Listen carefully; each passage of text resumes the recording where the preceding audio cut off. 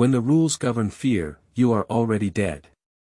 After experiencing strange events, Shuyao possessed the ability to use rules to kill and became a ghost killer.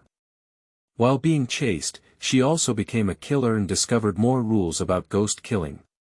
She had to make a choice between good and evil, life and death, and gradually discovered the truth hidden behind the ghost killing incident. Chapter 1. Death Comes. You are listening at novelfull.audio. When lightning flashed through the window, Shuyao instinctively covered her ears. She was most afraid of hearing the sound of thunder. A pair of young lovers sitting opposite Shuyao couldn't help but cover their mouths and chuckle when they saw her timid appearance, but the loud explosion that followed scared them all over. Not only the couple, but also the others in the library were frightened by the thunder, and the indoor lights suddenly flickered. If it weren't for helping people earn some money by writing papers, Shuyao wouldn't have chosen to come to the library in this ghostly weather. A few months ago, during a physical examination organized by the school, Shuyao was diagnosed with brain cancer. Her family's conditions were already poor, and this illness forced her to bear high-interest online loans. To survive, Shuyao can only find ways to earn more money on her own. For her, money is life. Shuyao looked out the window, praying that it was just a shower, otherwise it would definitely turn into a drowned rat when she returned to the dormitory next time. Just as Shuyao was about to continue reading, she caught a glimpse of a figure outside the window. Shuyao was stunned. This is the 5th floor of the library. How could anyone be outside the window? Just as Shuyao was puzzled and looked carefully, another thunderbolt rang out, frightening her unprepared and trembling all over. Then, it turned dark before her eyes, and it took her a long time to realize that there was a power outage. The library is plunged into darkness. Everyone turned on their phones with built-in flashlights, and the originally quiet library suddenly became noisy. Everyone speculated that it might have tripped. Some people planned to leave the library immediately, but the strong wind and rain outside the window dispelled their idea and they could only stay indoors for the time being. Shuyao looked out the window and found that the figure had disappeared. I'm probably feeling dizzy. It's 9:30 now, and there's still an hour left until the library closes. Hurry up. Shuyao lit up the information book with a flashlight on her phone and continued to read, while the boy from a young couple across from her untimely talked about a supernatural event about the library. Hey, you know what? The address of our Haimen University campus was originally a prison. I've heard of it, but what's scary about prisons? You don't know that, this prison is not ordinary. It not only has an execution ground but also a cemetery, where killing and burying are regulated. It is said that this library used to be the cemetery in the prison. Hey, come on, it's scary. Don't say anything. Just after clearing for a while, another lightning flashed outside the window, and Shuyao instinctively looked towards the window. I don't know why, she always feels like something is watching her. But this time the window was empty, with only dry branches swaying in the storm as if they were about to break. Am I overthinking it? Shuyao lowered her head and was about to continue organizing her materials when the girl across from her suddenly pointed at the boy's phone screen and questioned him loudly. Who is Baona? The boy who had already hung up the phone pretended that he was an ordinary friend, but the girl naturally didn't believe him, and the two of them argued. At this moment, the phone rang again, and this time the girl snatched the phone and answered it, and it was still hands-free. There was a sizzling electric current coming from the other end of the phone, which seemed to be mixed with a faint cry. Although he couldn't hear anything clearly, the boy spoke to the other end of the phone very normally. Others seemed unable to hear the strange noise on the phone and were still watching with great interest as the boy was caught cheating. Shuyao didn't know why, but suddenly felt a bit chilly. She zipped up her coat and decided to leave here first. Money can be earned again, if it really hits the ghost, it will be disastrous. She quickly packed her things and walked downstairs, but no one noticed her. Everyone was eagerly listening to the boy's phone calls, and even the nearest little sister beside Shuyao didn't look at her. Although Shuyao often comes to the library, it is the first time she has encountered such a cult, and her intuition tells her to leave immediately. When Shuyao quickly walked to the first floor, she suddenly stopped and realized how the stairs had become longer. Shuyao turned around and looked at the sign on the wall with the words, "First floor," written on it. Why is there still a staircase below when we have already arrived at the first floor? Even if Shuyao's memory is poor, she still remembers that there is no basement in the library. Moreover, the lobby on the first floor and the main entrance to the library, which should have extended from the staircase on the first floor, are completely nowhere to be seen. Shuyao frowned and looked down the stairs. The lights were all on, and it didn't look too dangerous. She tentatively walked down another layer. But I found out that I had returned to the fifth floor. Just as Shuyao was stunned, a girl suddenly grabbed her phone and rushed out of the reading room, disheveled. When she bumped into her, her murky eyes seemed to suddenly clear up for a moment, staring at her from the crack in her hair and saying, "Don't answer the phone. Don't answer the phone." Just as she finished speaking, she ran downstairs again as if crazy. But before he could run a few steps, he tripped over the steps and rolled down, hitting his head on the steps and dying in front of Shuyao. The body of the girl lay on her back in a particularly twisted position on the stairwell, with blood slowly seeping out and a small patch of bright red oozing out. The girl still had an extremely frightened expression on her face. But upon closer inspection, it seemed to have a strange smile. Shuyao felt a chill surge from her feet and quickly surge into her brain. She instinctively took a step back, took out her phone, wanted to call the police, and pushed open the door to the reading room. At least there should be someone inside. Due to human instinct, she likes to be alone no matter how much. In the face of fear, she wants to find her classmates to huddle together for warmth. But as soon as the door was pushed open, one could see that it was already filled with bodies in various strange postures. Some people died by hitting the tabletop with their faces, some pierced their chest with scissors, and some strangled themselves with shoelaces. That little couple, the head of the cheating man was twisted off from his body, while the girl with only half of her body was still holding his head tightly in her hands. Beside all the corpses, there is a phone with a screen still flashing. "Don't answer the phone." The words of the deceased girl hit Shuyao's ears again. What does it mean to not answer the phone? Do you think answering the phone will lead to death? Shuyao's 5 fingers holding her phone were trembling and exerting force. So far, there have been no calls coming in, but what if there is a call coming in the next second? What should she do then? If you answer the phone, you'll die. Throw it away. Yes, she wants to throw away her phone. But just as Shuyao had this idea, her phone suddenly lit up. Shuyao looked down and found that her phone had been unlocked by herself, and the memo automatically opened. A line of words appeared above. "The ghost cave has descended." The coldness around her grew stronger, but when Shuyao looked around, except for the 2 words on her phone, nothing unusual happened. The bodies in the stairwell and reading room were lying quietly, and she was not controlled by any other force. What does it mean that a ghost cave has descended? What exactly happened? Why would answering a phone kill you? A series of questions surfaced in Shuyao's mind. At this point, 3 more words appeared in the memo. "Live on." Shuyao was confused, staring at her phone in a daze, not knowing what was going on. The phone screen flickered for a moment, and when it was restored, all the original text disappeared. Immediately after, 3 words appeared in the blank memo. "I am Shaokong. Shaokong." Shuyao murmured the name and then her hair stood on end. Shaokong is Shuyao's brother, but he has never been born. Before giving birth to her, her mother was pregnant once but unfortunately had a miscarriage. She was still a boy, so Shuyao's mother named him Shaokong in memory. Before she could think deeply, the screen flickered again and a line of words appeared. Stay calm in order to survive.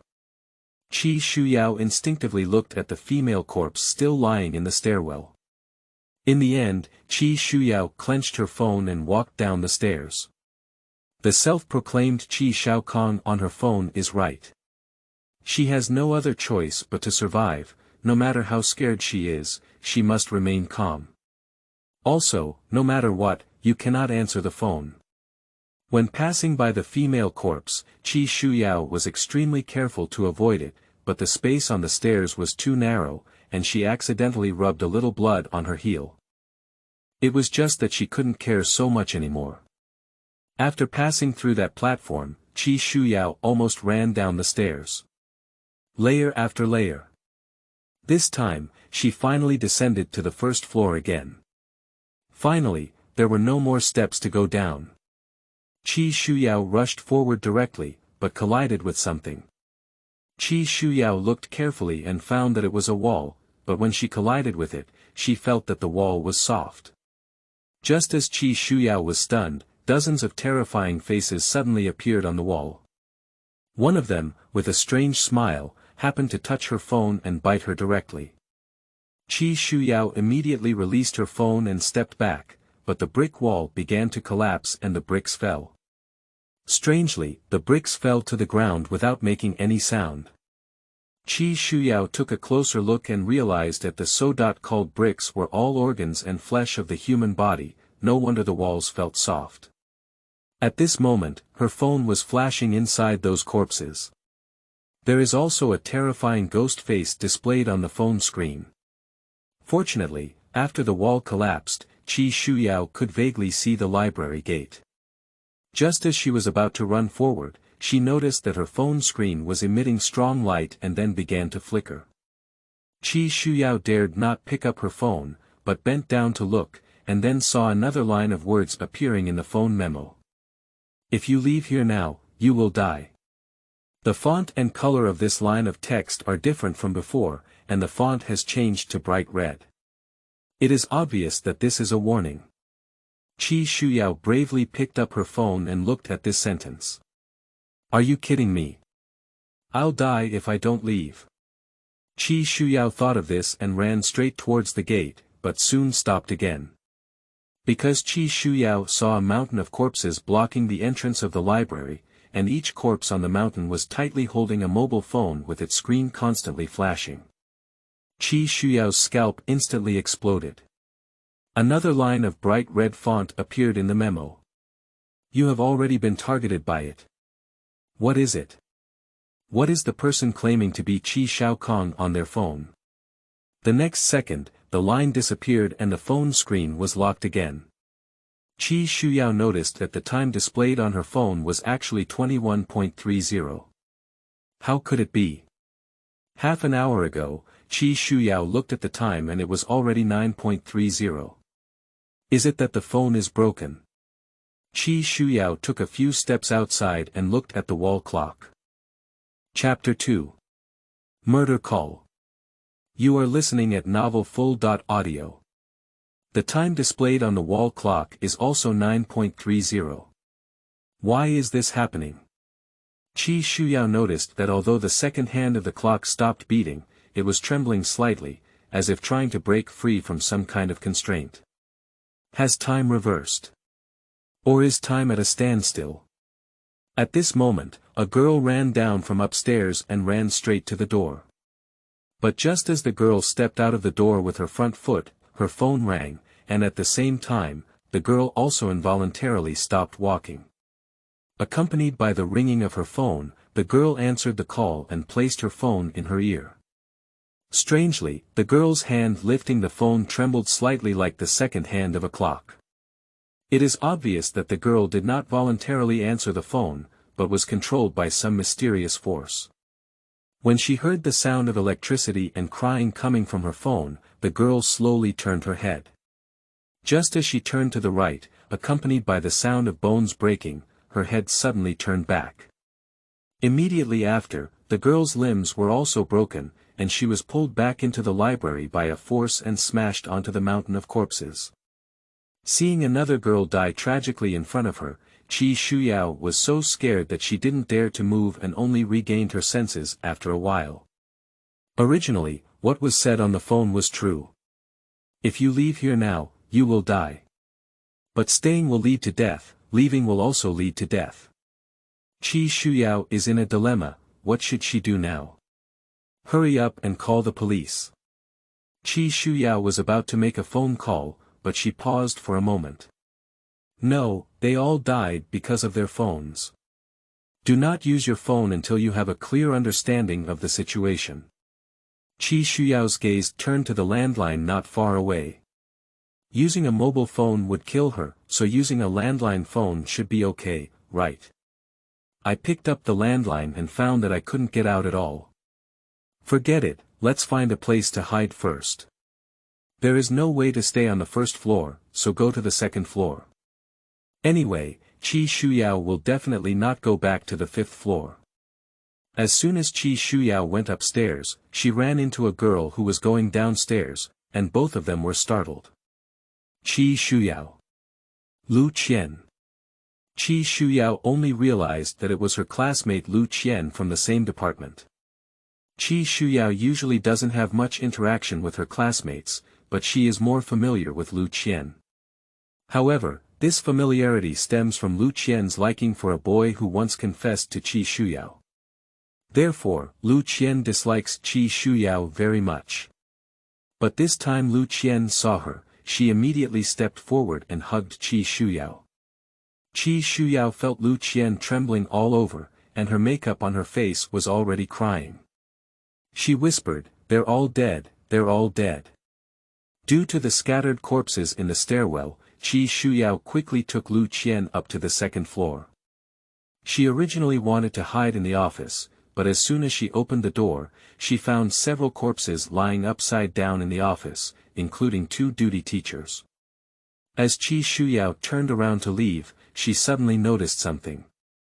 Shuyao noticed that 2 of these corpses were not holding their phones in their hands, making it seem that they did not die after answering the phone. Yao, this place is so scary, let's not stay here anymore. Lu Qian tightly hugged Shuyao's arm. Shuyao gestured to Lu Qian to wait, as she also noticed a smashed mobile phone next to her desk, with a corpse lying next to it. The corpse was holding an ornament in its hand, indicating that the person had smashed the phone with the ornament before death. After looking around and seeing nothing else, Shuyao and Lu Qian turned around and left, hiding directly in the restroom. After Lu Qian entered the toilet, she leaned her back against the door, fearing that something might come in. Later, Lu Qian said, "You must not answer the phone. Those people died because they answered the phone." Shuyao nodded silently. It seemed that Lu Qian had also noticed. Shuyao looked at the full signal on her phone screen. Although she didn't dare to call the police, she could guess that her phone wouldn't be able to make calls in this ghostly place. Because there are at least dozens of people in the library, someone will definitely call the police for help after an accident occurs. Lu Qian also said, if your phone can't be called, it will automatically turn on even if it's turned off. At this moment, Shuyao noticed that Lu Qian was not holding her phone and asked, "Where's your phone?" Lu Qian said, "I threw it away. I was afraid of receiving a call, so I threw away my phone directly."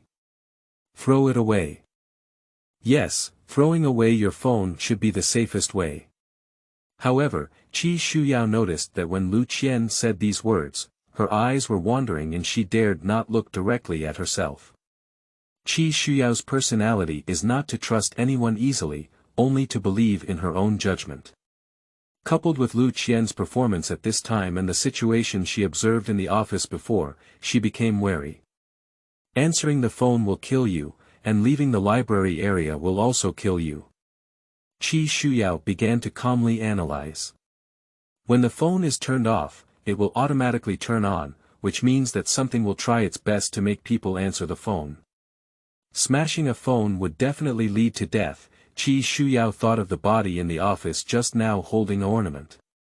Is it really okay to throw away your phone?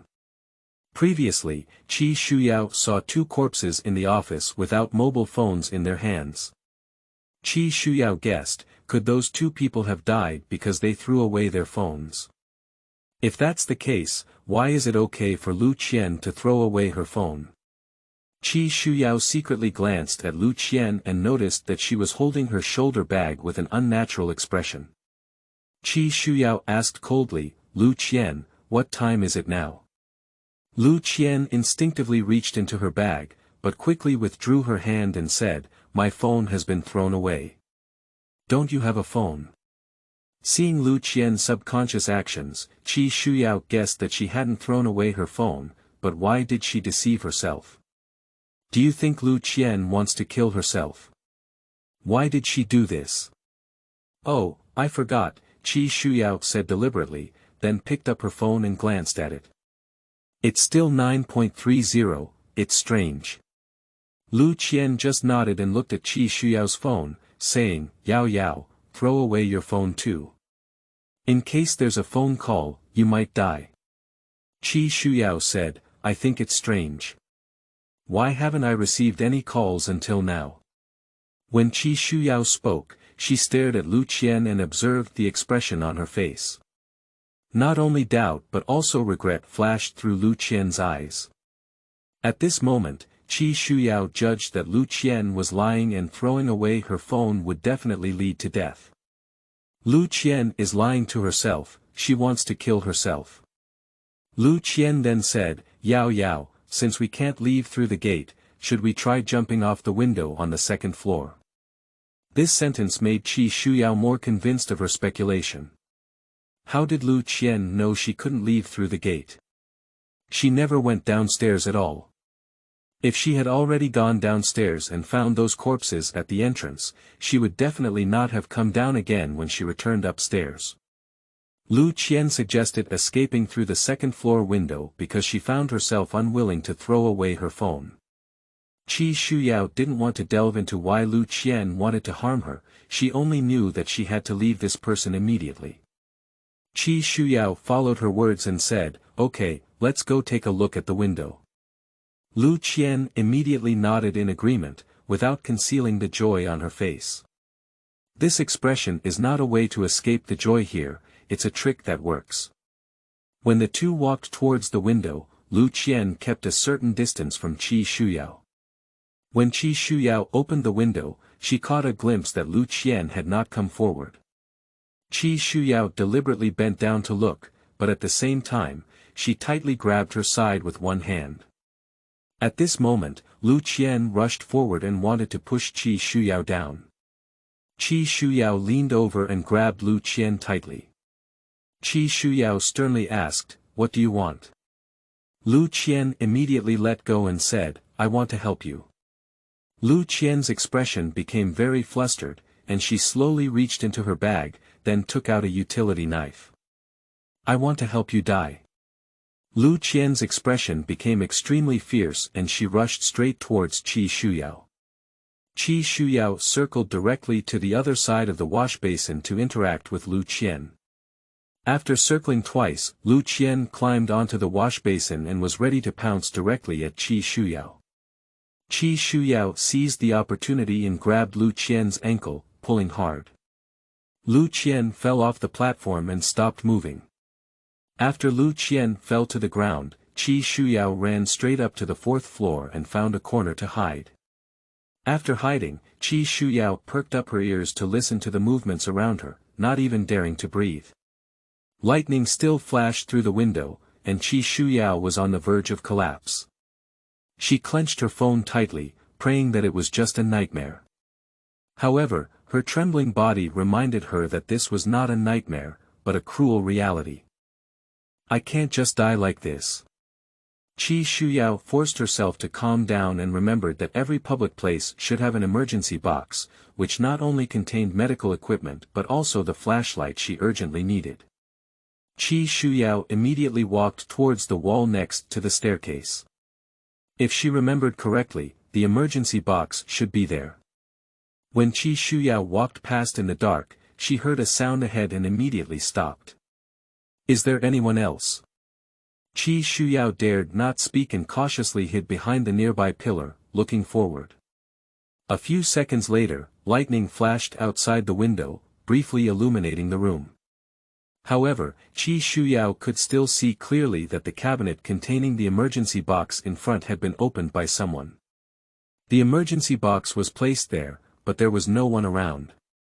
What about people? Just as Shuyao was puzzled, she heard heavy breathing coming from behind. Is there someone behind me?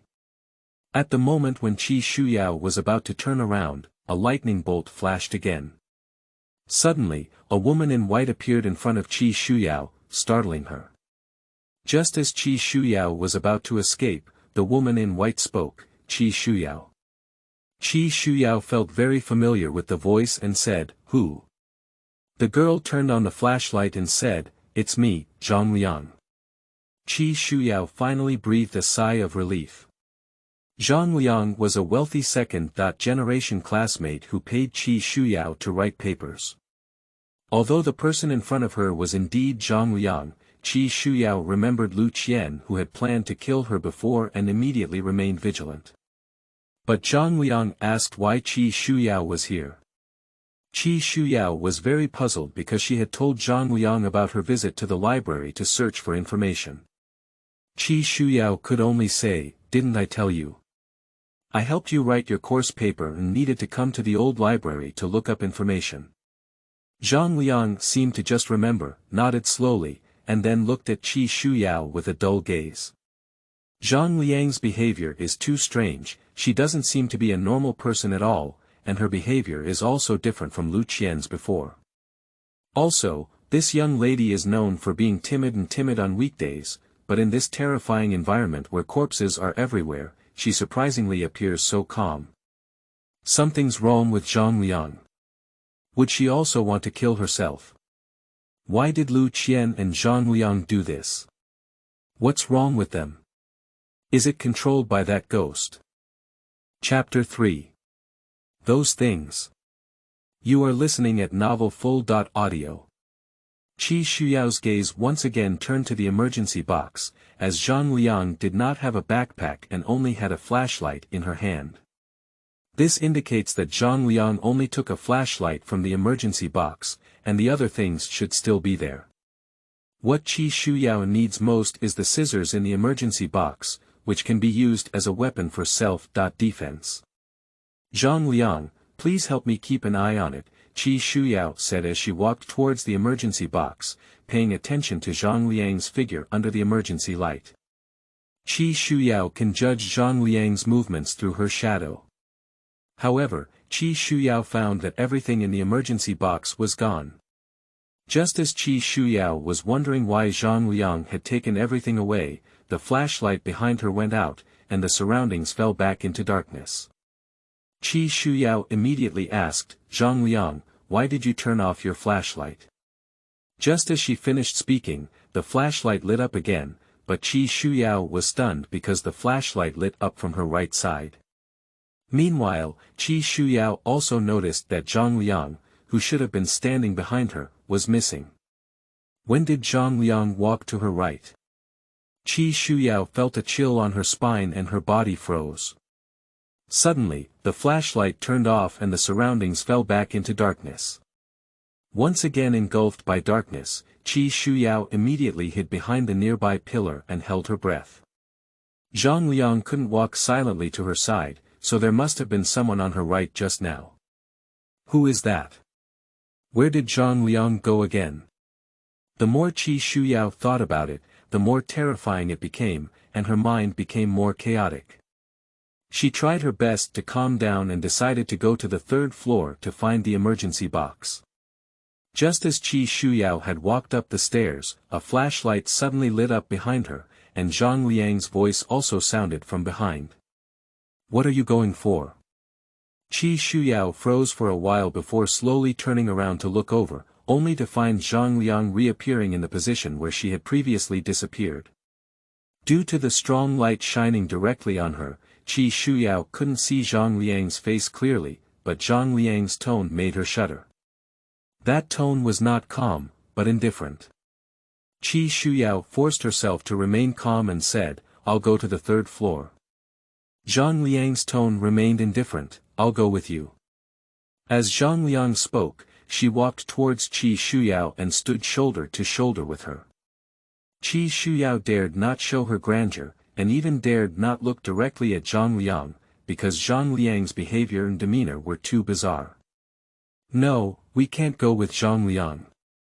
Shuyao covered her stomach and said, "I'm going to the bathroom, but my stomach is not feeling well."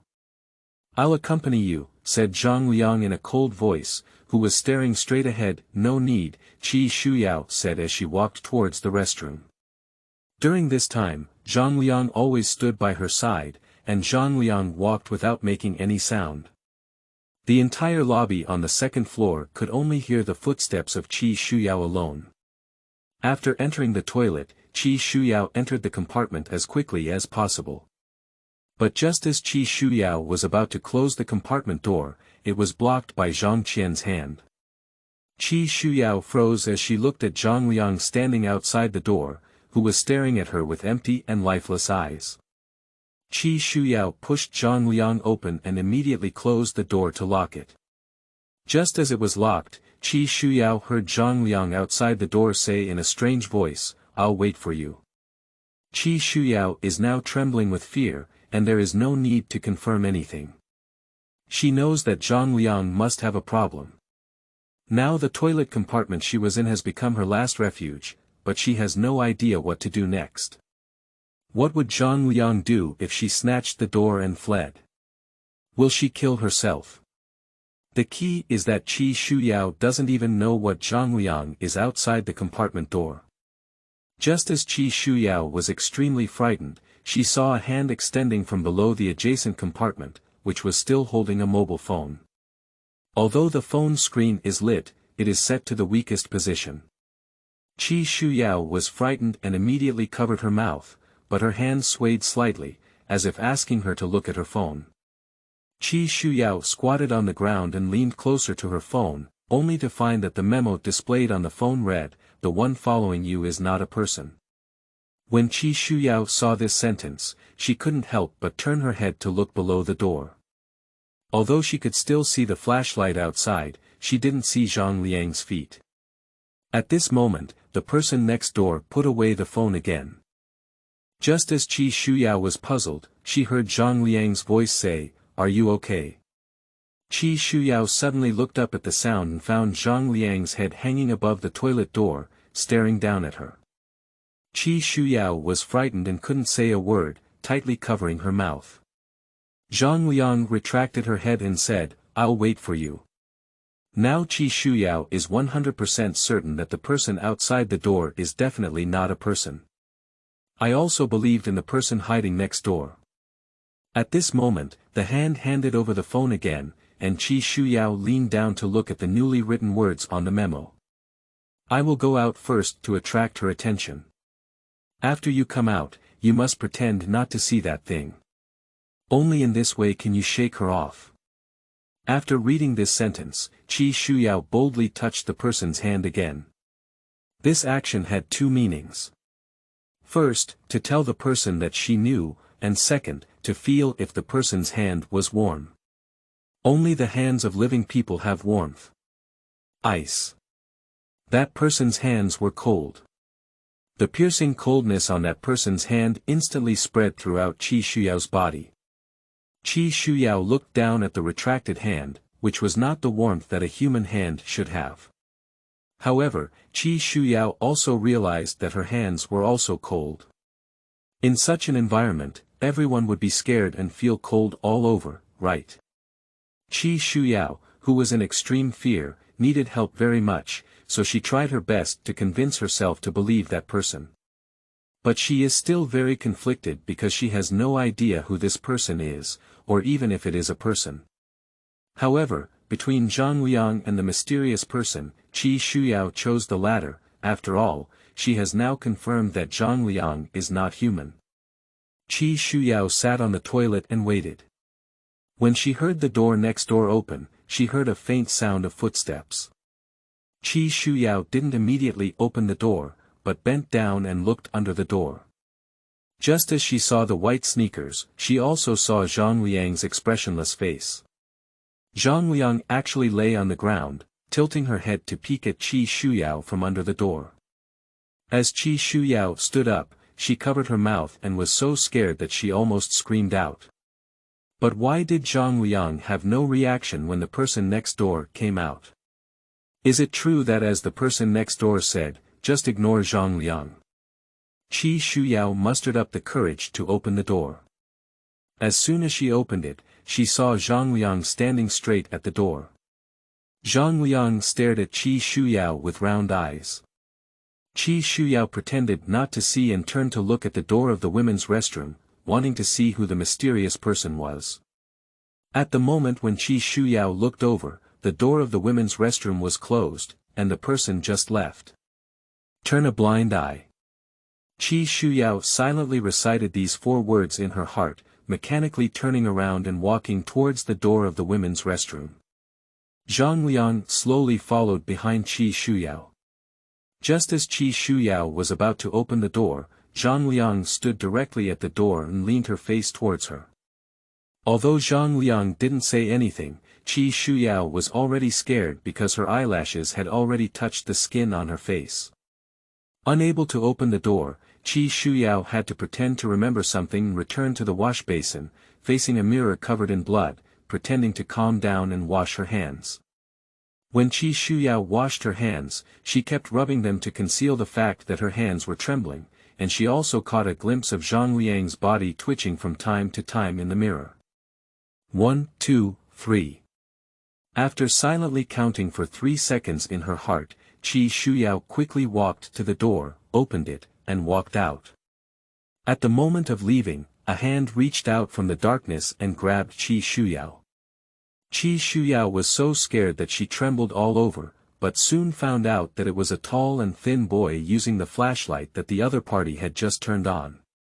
The boy was wearing a pair of glasses with cracked lenses, sweating profusely, and his face turned pale. His hand holding the flashlight was clearly trembling slightly, indicating that he was also trying to pretend to be calm. Just as Qi Shuyao was about to speak, the women's restroom door opened and Zhang Liang, who was holding a flashlight, followed. However, the light from her flashlight turned dark red. The tall and thin boy grabbed Qi Shuyao's hand and turned around to walk, but the speed was not fast, as if taking a walk. As the flashlight approached, Zhang Liang also appeared on the left side of Qi Shuyao, walking side by side with her. Zhang Liang didn't speak or make any sound, following Qi Shuyao like a shadow. What's even more terrifying is that when Qi Shuyao accelerates her pace, she also accelerates. When Qi Shuyao stops, she also stops. Qi Shuyao had to look at the boy beside her. Since the boy knew that Zhang Liang was not human, he should know what that was, right? However, from the boy's panicked gaze, Qi Shuyao understood that he should only know that she was not human, and as for the rest, he didn't understand either. So, can turning a blind eye really get rid of the entanglement of this thing? Qi Shuyao followed the boy to the 4th floor, not knowing what the purpose of the boy bringing her was. She only saw him searching with a flashlight, illuminating a terrifying corpse, as if searching for something. After finally organizing her mentality, Qi Shuyao was on the brink of collapse again. Compared to being constantly entangled by this thing, Qi Shuyao would rather be killed directly. Qi Shuyao didn't know what the thing that accompanied her like a shadow was, nor did she know what it was going to do. Just like someone clearly telling you that you will die at any time, but you don't know when to die back, and can only gradually collapse in despair. Not here, the boy finally spoke after searching the 4th floor. Qi Shuyao immediately asked in a low voice, "What the hell are you?"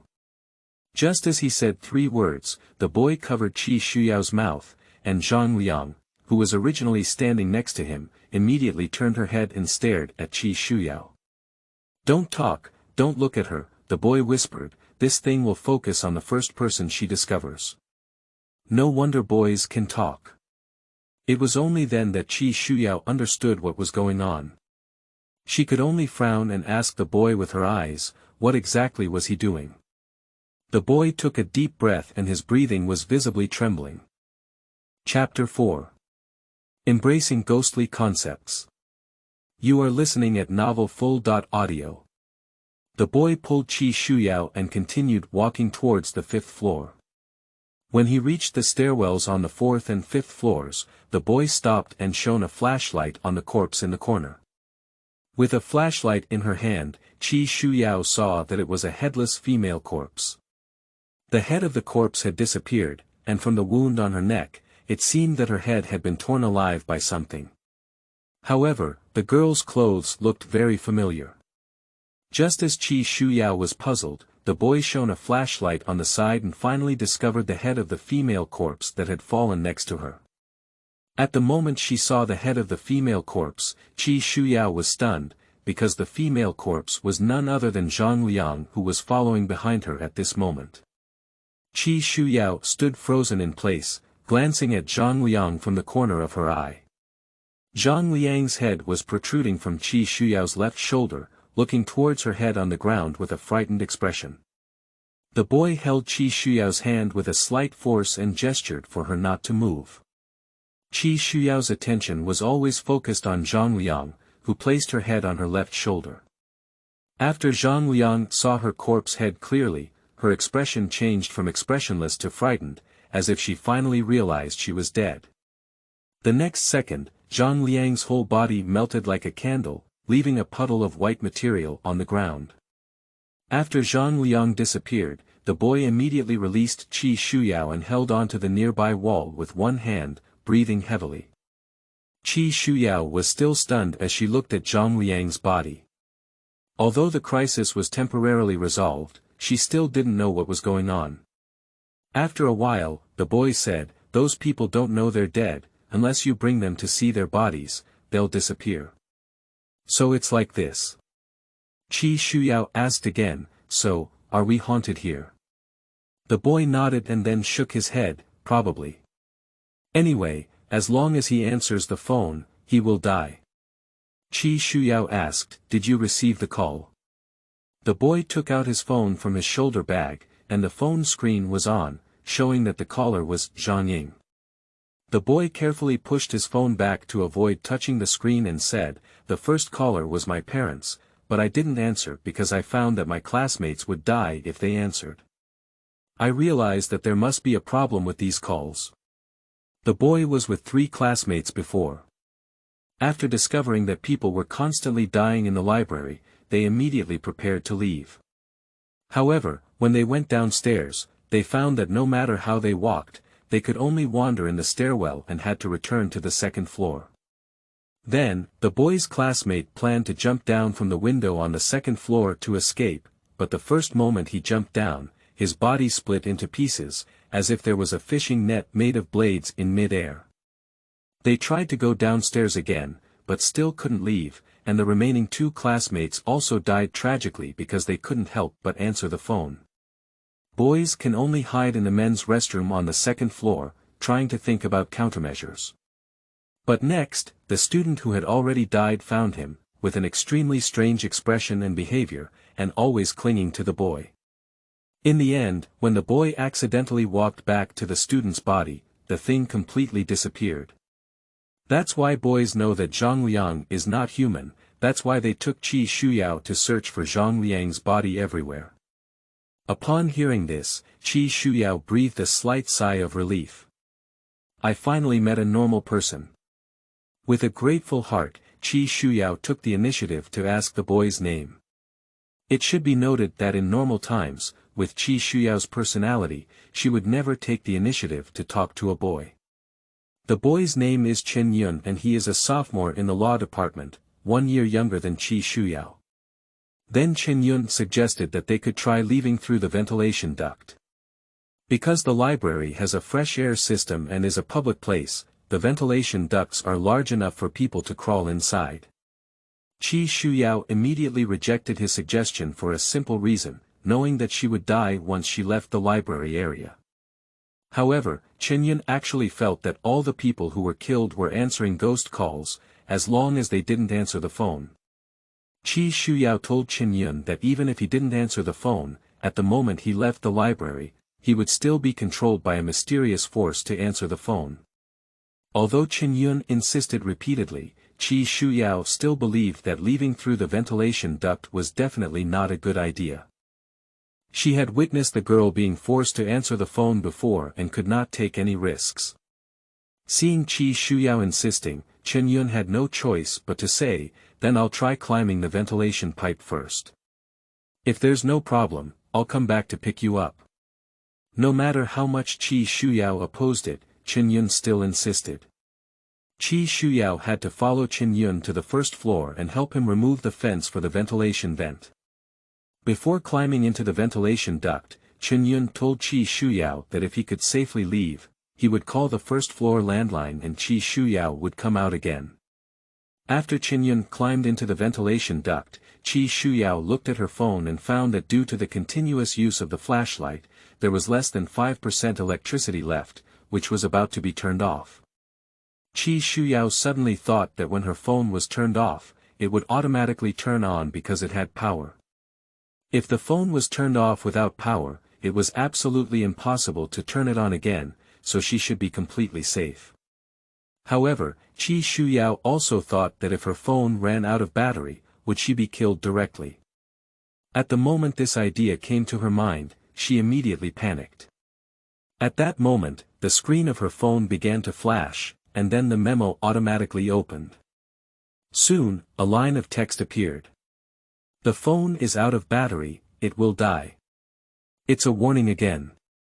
Wait, that wall full of ghost faces, and the ghost face on the phone, can these things be the culprits of tonight's tragedy? But what exactly are these things? Shuyao looked at her phone and boldly asked, "What are you?" There is no new text in the memo, does it mean typing is necessary? Shuyao typed in the memo again to ask who the other party was.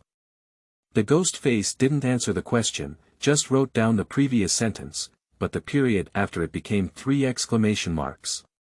Faced with the warning from that thing, Shuyao had to start thinking of ways to find a charger because she didn't have the habit of carrying a charger or power bank with her. In the end, Shuyao found a shared power bank on the first floor of the library, quickly took out one to charge her phone, and then stuffed several more into her bag. She was not sure how long she would be trapped here, so to be safe, she had to bring more. Then Shuyao hid under a table, carefully listening to the movement of the ventilation duct while looking at the memo on her phone. Shuyao's brain was running rapidly, thinking about the causes and consequences.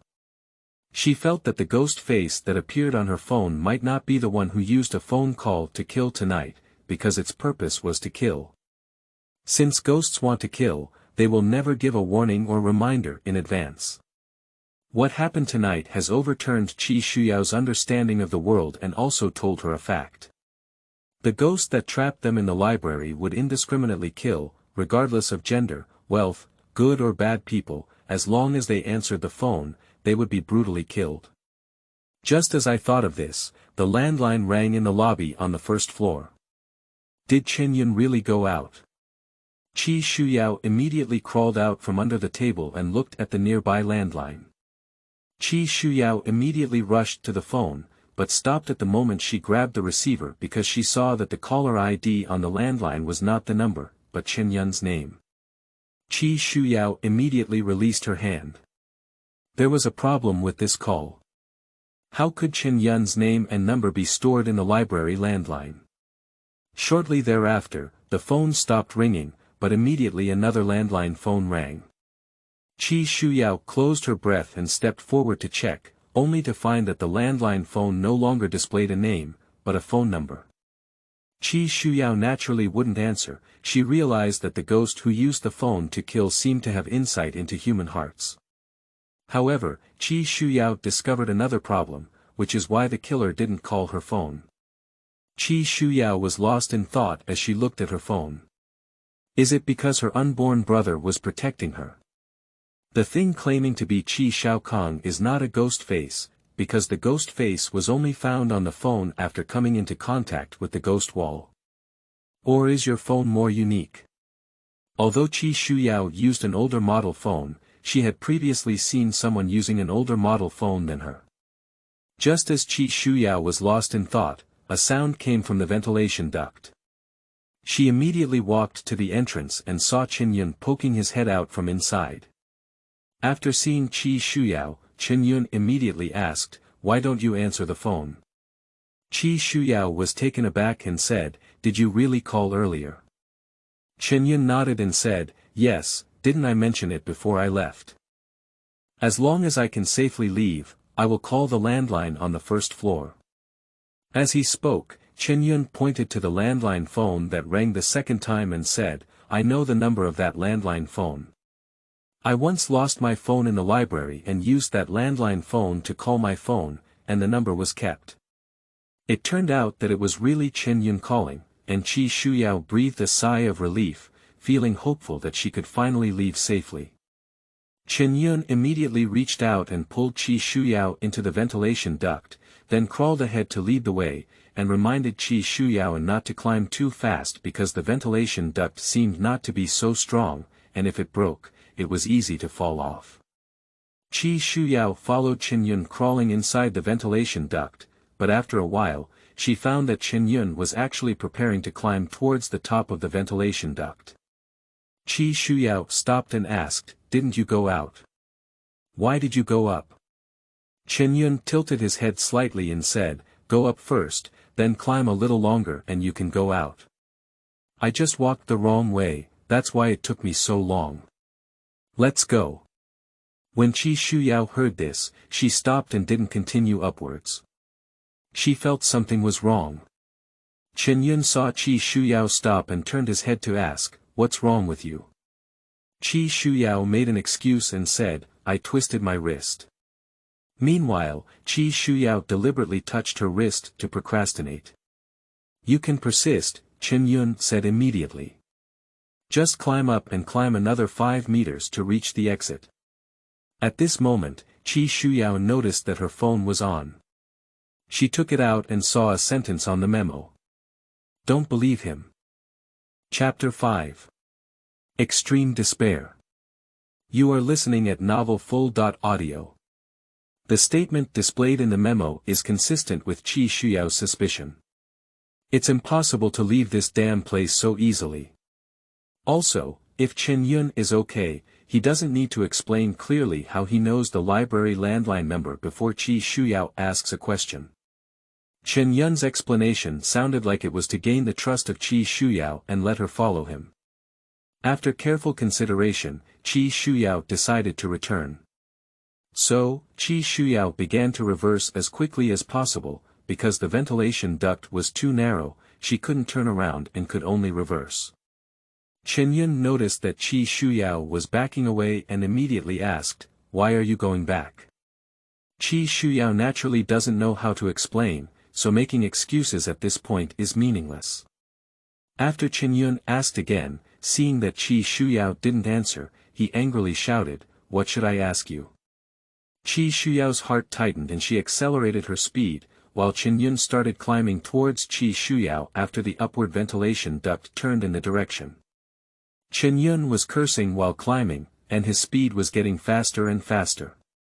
As he was about to catch up with Shuyao's feet touched the entrance behind him. Shuyao immediately hooked her feet around the edge of the entrance, pulled with force, pushed her hands again, and slid out directly, falling onto the table below.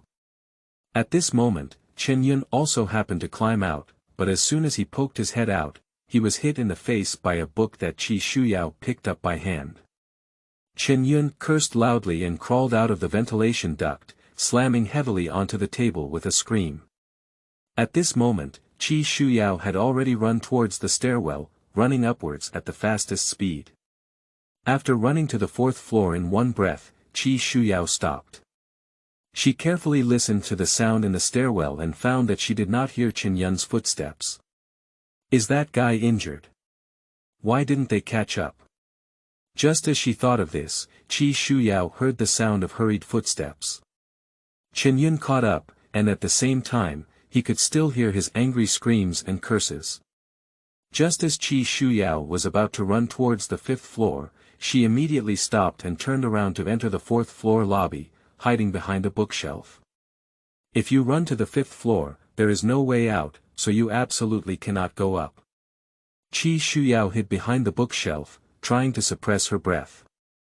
Now, besides hearing the footsteps of Qinyun gradually rising, she could also hear her own heartbeat. Although she didn't know why, Shuyao knew that Qinyun absolutely wanted to harm herself, otherwise he wouldn't be angry and frustrated. Wait, the 2 consecutive phone calls on the first floor earlier, can it be that Qinyun is the murderer? No, Qinyun is human, not a ghost. If Qinyun wants to kill himself, why did he deceive himself into entering the ventilation duct, and there were many opportunities before? After much thought, Shuyao's answer was only one, which was that Qinyun should have some kind of connection with the killer ghost, and he was helping the ghost kill for some purpose. Lu Qian is the same. They are both accomplices of that ghost. That is to say, ventilation ducts can indeed go out, but as long as they go out, they will die. This is Qinyun's purpose. Shuyao continued to calmly analyze that for some special reason, the ghost was unable to make calls to her phone, and she couldn't receive calls, so she naturally wouldn't die. That's why the ghost asked Lu Qian and Qinyun to assist in killing her. It seems that although the ghost has taken control of the library and turned it into its territory, the killing of that ghost requires a prerequisite, which is to receive a call, whether it is on a mobile phone or landline. In addition, attempting to leave the library directly can also result in being killed. It turned out that Shuyao's thinking suddenly became clear. After thinking about all of this, Shuyao began to think about countermeasures. Now she was no longer worried about the ghost who used the phone to kill, but about Qinyun and Lu Qian, who were human beings assisting the ghost in killing. No wonder others say that humans are more terrifying than ghosts. If it weren't for my own ulterior motives earlier, I'm afraid I would have become a cold corpse now. Shuyao listened to Qinyun's footsteps and arrived at the 4th floor. She immediately became nervous and looked through the bookshelf at Qinyun, who was holding a flashlight, standing in front of the 4th floor lobby, but quickly ran up to the 5th floor. Shuyao breathed a sigh of relief, but also knew that staying on the bookshelf was not a solution, so she quickly changed places and hid in a corner. Although there were several terrifying corpses next to her, Shuyao couldn't care so much anymore. What Shuyao needs to think about now is what to do next. Based on the current situation, there should be only 2 living people left in the library, myself and Qinyun. If there are other living people, they will definitely come out to check upon hearing this news, right? Qinyun is an accomplice of the caller ghost, which is beyond doubt. As for why Qinyun did this, Shuyao doesn't care. She just wants to know how to survive and escape from the library. In desperation, Shuyao had to take out her phone. In order to avoid the light on the screen, she put the phone in her bag and typed in a memo asking how the ghost face could leave here. The ghost face only replied with 4 words. You're dead. Although the answer from the ghost face left Shuyao completely disheartened, she still felt that the matter was not that simple, because if she really died, there was no need for the ghost face to answer herself, just wait for herself to be killed. So Shuyao asked Ghost Face again, does it need to agree to some condition in order for Ghost Face to provide help? The Ghost Face didn't answer immediately. Just as Shuyao was anxiously waiting, the phone suddenly rang beside her. Shuyao was surprised and looked at the phone that suddenly called. While wondering what was going on, she heard Qinyun's hurried footsteps. Shuyao immediately understood that it was the caller who was indicating her location to Qinyun. Shuyao had to immediately change her hiding place, but fortunately, the library was large and due to the darkness, she had many places to hide. However, now her hiding place must avoid the corpses, because every corpse here is holding a phone, and the caller will use the phone ringtone to guide Qinyun to find her. Shuyao tiptoed around and finally found a corner without a body. As soon as she squatted down, Shuyao heard Qinyun's furious shouts. Qinyun shouted, Shuyao. Don't hide anymore. No matter how long you hide, you will eventually die. I'm not chasing you to kill you, but to make you die faster. I'm actually helping you. Although I don't know if Chen Yun's statement that, sooner or later it will all be death, is true, it still doubles the fear and despair in Qi Shuyao's heart. Qi Shuyao bit her lips and looked in the direction where Chen Yun was. She made up her mind that even if she was going to die, she would pull Chen Yun to support her. We can't stay any longer on the 4th floor, but if we move around now and walk to a place with corpses, once our phone calls, we will be immediately discovered by Chen Yun. Although Chen Yun looks thin and weak, he is still a boy and definitely not a match for him. At this moment, Qi Shuyao saw a new text appearing on her phone memo. Only I can deal with it. When she saw the word, Qi Shuyao guessed that it should be referring to the caller ghost, not Chen Yun. So, the meaning of a ghost face is, only ghosts can deal with ghosts. What does this deal mean? While Chen Yun was still searching for her everywhere, Qi Shuyao typed and asked if the so-called deal meant killing. The ghost face quickly replied, I can't kill you. Unable to kill. Qi Shuyao was stunned. Since she couldn't kill him, what was the point of dealing with him? Before Qi Shuyao could type and continue to inquire, Chen Yun had already walked towards this side and the flashlight had also swept over. Qi Shuyao slowly climbed towards the staircase position against the wall, pondering where she wanted to escape. After much thought, Qi Shuyao decided to go to the 5th floor because there were no corpses or mobile phones on the stairs to the 5th floor, and Chen Yun had just searched for the 5th floor. Qi Shuyao tiptoed up the 5th floor and immediately hid towards the right side, as the elevator was on the left and there were 4 corpses holding mobile phones inside. Qi Shuyao originally wanted to enter the office on the 5th floor, but thought there was a landline, so she had to give up and curl up under a bookshelf on the right side of the 5th floor. The surroundings are clean and there are no corpses. You can continue to communicate with the ghost face on your phone here. The ghost in her phone is the only hope that Qi Shuyao can survive now. After asking how to deal with the caller ghost, Qi Shuyao's ghost face quickly replied, chew. What? What does chewing mean? Qi Shuyao was a bit angry because the way she spoke with a ghost face was too slow. Is this a problem with her intelligence? Or is there a deficiency in expression ability? Can't we just explain it all at once? Qi Shuyao had to patiently continue asking what chewing meant, but this time she asked the ghost face to speak clearly at once, not just type a few words each time. Guilian replied, chewing refers to a mechanical processing of food in the oral cavity, which is a part of eating.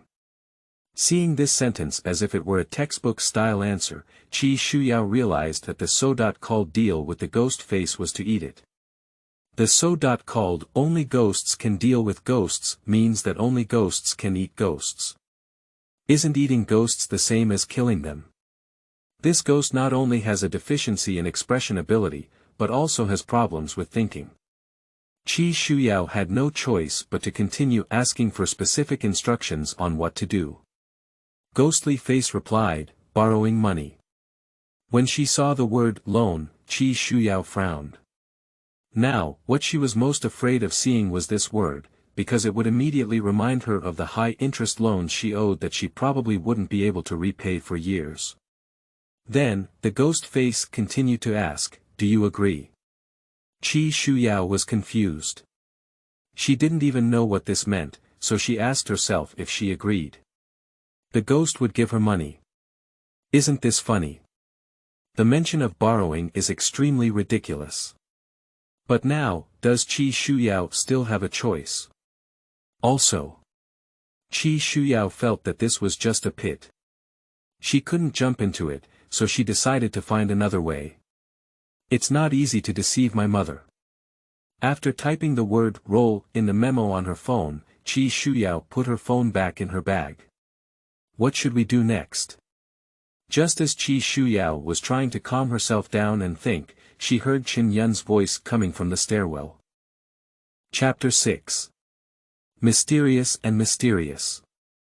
You are listening at novelfull.audio. Shuyao. Come out.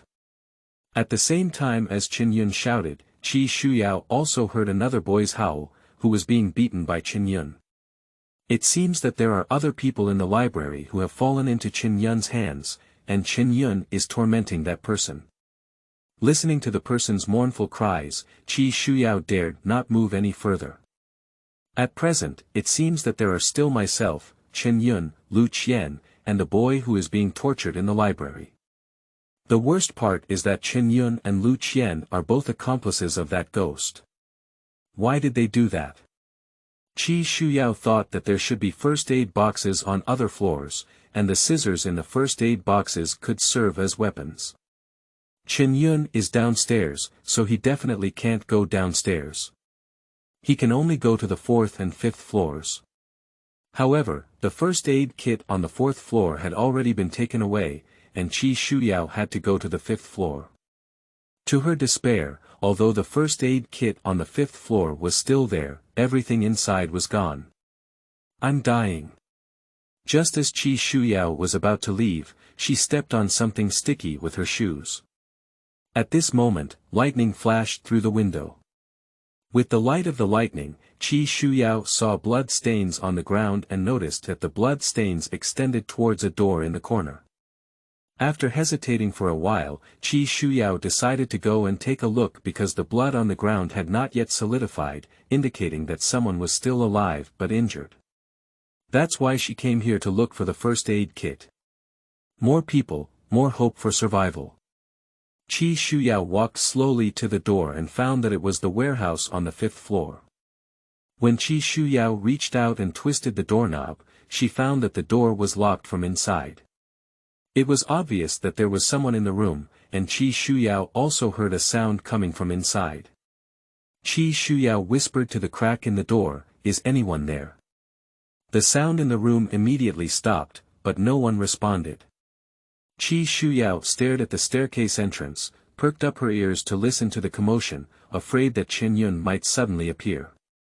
The fact that the people inside the house can live to this day indicates that they are just like themselves, unable to be killed by ghost calls for some special reason. The fact that the caller did not make this person's phone ring at this moment also proves this. So, Shuyao and this person should be safe together. However, the person inside the room refused to open the door no matter what. Shuyao dared not knock on the door, she dared not make too much noise, and had to return to her previous position. Shuyao's nerves were tense, and her physical strength had already been exhausted. She had to face not only enemies but also exhaustion that her body could not resist. What Shuyao doesn't understand is why no one outside has noticed such a big thing happening in the library. The time displayed on the phone is still 9.30, is it related to time? The time in this place is different from the outside world. Shuyao walked cautiously towards the window against the wall, but all she could see through the window was darkness. The buildings, trees, and streetlights are all gone, as if this library is another world. This is probably the reason why the library accident was not discovered outside. At the same time, the phone memo is already densely filled with the 4 words, agree or disagree. Who exactly wrote these words? Is it the thing claiming to be Qi Shaokong or that funny face? What exactly does borrowing mean? Shuyao's mind was full of questions. Shuyao. If you don't come out again, we will all die. Qinyun's shout came from downstairs again. Upon hearing these words, Shuyao had a guess in her heart. Could it be that Qinyun could only survive by helping the ghost kill? So, is there still a possibility of survival? While calmly contemplating, Shuyao also looked at the 4 words, agree, in her phone memo. Why is the ghost on the phone so eager to get its consent? Is this a trap? Even if Shuyao had no other choice at the moment, she had to figure out what that meant, but just as she was typing and asking in the memo, she heard the voice of Qinyun going upstairs. Shuyao immediately put away her phone and curled up in the corner, staring closely at the staircase. Quickly, Qinyun arrived at the 5th floor.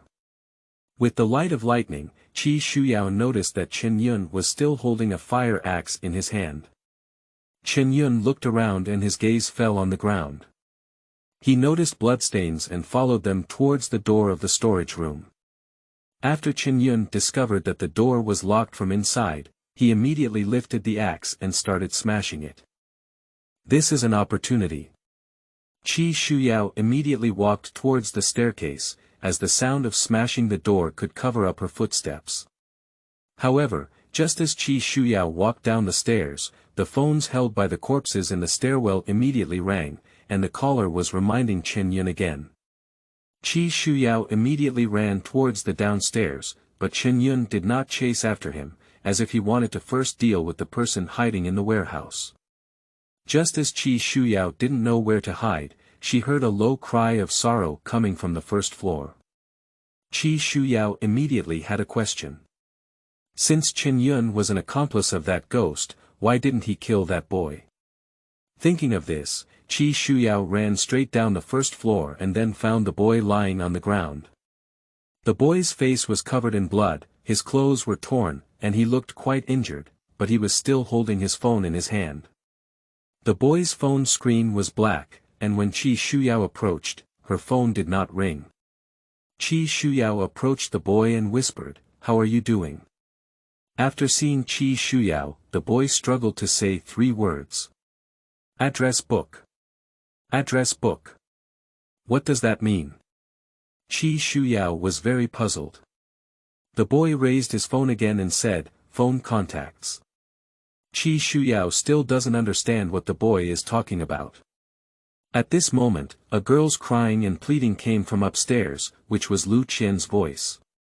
The girl who was hiding in the warehouse earlier was Lu Qian.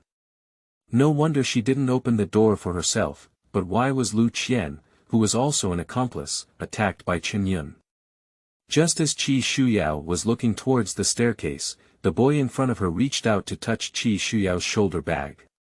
As Shuyao covered her shoulder bag, she stood up and looked at the boy with caution. The boy said with difficulty, "Delete all the contacts in your phone." Upon hearing these words, Shuyao just shook her head because no one's number was stored in her phone's address book. Shuyao hates her parents and has no close relatives, let alone friends. Therefore, she does not store anyone's number, and even if she contacts teachers and classmates, she only uses social media. The boy looked at Shuyao and said, "That thing is using the address book to kill people." Shuyao was stunned for half a second and immediately understood the boy's meaning. No wonder she didn't receive a ghost call, because her phone didn't save anyone's number. That is to say, the ghost killed someone by pretending to be someone in the phone's contact list. Shuyao immediately took the boy's phone to check and found that the phone number was not saved in the boy's contact list. I see. This is the commonality between Shuyao and that boy. It is precisely because neither of them received a ghost call that Chen Yun directly took action. As long as there is a number in your phone's address book, the ghost will disguise itself as anyone in the address book to call you, such as your family, classmates, friends. In this environment full of fear and panic, even if you know there is a problem with the call, when you see your parents calling, you will still unconsciously answer it, even if it is the last sentence to say to your loved ones before death. That ghost turned the library into its territory, but here it can't do whatever it wants. To kill, it can only call through communication. Similarly, Chen Yun cannot directly kill anyone, so he only lured himself to leave the library before, because leaving the library would result in death. The boy approached Chen Yun precisely because he couldn't be killed by a ghost call, but the boy didn't discover Chen Yun's purpose in time, so he was ambushed by Chen Yun and seriously injured. At this moment, Lu Qian's pleading and crying were getting closer and closer, and it sounded like Chen Yun was already dragging her downstairs. The boy looked at Shuyao and said, "Hurry up and hide." Shuyao leaned down to help the boy and said, "Let's go together." The boy pushed Shuyao away and said, "Let's go." Shuyao insisted on helping the boy escape together, but the boy tilted his head and closed his eyes, unsure if he was dead or unconscious. Shuyao had to immediately search for a hiding place, and it was too late to go to the second floor now. After looking around, Shuyao looked towards a nearby corner where there were no corpses, and it was also far away from the two landlines on the first floor, which could prevent the caller from alerting Qinyun through their phone or landline. As soon as Shuyao hid, she saw Qinyun grabbing Lu Qian's hair and going downstairs, throwing her directly next to the boy. Lu Qian knelt on the ground and begged Qinyun, "I have done my best. Please, don't kill me." Qinyun, holding a fire axe, squatted down and looked at Lu Qian. "I know, I understand, but we agreed before that you can help me deal with the survivors and you can survive." Lu Qian pointed to the boy next to her and said, "Although I didn't take care of Shuyao, I helped you take care of him." Originally, the boy was deceived by Lu Qian, and Lu Qian was forced to help Qinyun in order to survive. But why did Qinyun help that ghost? Can we survive by helping that ghost kill? If we wait for Qinyun to kill others and then kill Qinyun ourselves, can we also survive? At the moment this evil idea emerged, Shuyao herself was startled. What is the difference between doing this and Qinyun? In such an environment, people must protect themselves, right? Shuyao is very conflicted. She is trying to persuade herself, but she also thinks that if she does that, the ghost will not let go of her. Qinyun ignored Lu Qian's pleading and kicked her over, then took out her phone. Qinyun said, "You're very smart and know how to delete your address book." After Qinyun finished speaking, he threw his phone on the ground and then lifted the fire axe to smash it into pieces. "Don't!" Lu Qian shouted in despair as she looked at the smashed phone. Qinyun stared coldly at Lu Qian, who struggled to get up and rushed towards the staircase. Qinyun didn't chase after her, just stood in place and looked at her coldly. Shuyao knew that Lu Qian was destined to die because even if her phone was damaged, she would also die. Just as Lu Qian ran to the staircase, her legs were cut off and her upper body fell heavily to the ground. Lu Qian screamed in agony as she struggled to crawl forward with her blood-stained and half-broken legs. Not long after climbing, her hands were also broken, her neck and body were also broken. After seeing Lu Qian's death, Qinyun threw down the fire axe and walked directly towards the boy, grabbing his legs and dragging them out. Seeing this scene, Shuyao understood that if a person's phone address book was originally blank, they could only be killed by throwing it out of the library. Otherwise, Qinyun would have smashed the boy's phone and made him die in the same way as Lu Qian. Although now is the best opportunity for Shuyao to escape, it is only a matter of time for Qinyun to find her, and escaping is just an extension of her death. Shuyao looked at the fire axe on the ground. Now is a good opportunity to fight back. Anyway, let's take out Qinyun first. Chapter 7. Devils and Immortals. You are listening at novelfull.audio. Even if I die. We also need to pull Qinyun to support us. Shuyao leaned forward and picked up the fire axe. She dare not rush over directly, doing so will soon be discovered by Qinyun. Shuyao grabbed the fire axe and slowly leaned over towards Qinyun, getting closer and closer. Shuyao slowly approached Qinyun under the cover of surrounding objects, but just a few steps away from her, the landline phone on the table next to her suddenly rang. Oh no! Shuyao instinctively looked at the landline, forgetting that the caller would use the landline to remind her of this. Qinyun immediately looked at the landline and noticed Shuyao holding a fire axe. Qinyun smiled and said, "Courage is commendable." Shuyao couldn't care too much anymore, so she lifted her fire axe and threw it at Qinyun. Qinyun immediately dodged and ran around. Qinyun rushed forward with one swift step, and Shuyao grabbed the landline and slammed it towards Qinyun's head. Qinyun, who was hit, lay directly on the table and kicked Shuyao heavily in the abdomen. Shuyao fell to the ground, and Qinyun pounced on her, tightly gripping her neck. Shuyao struggled desperately, using her knees to directly hit the vital area below Qinyun. Chen Yun covered his vital parts and knelt down, making a pig-like scream.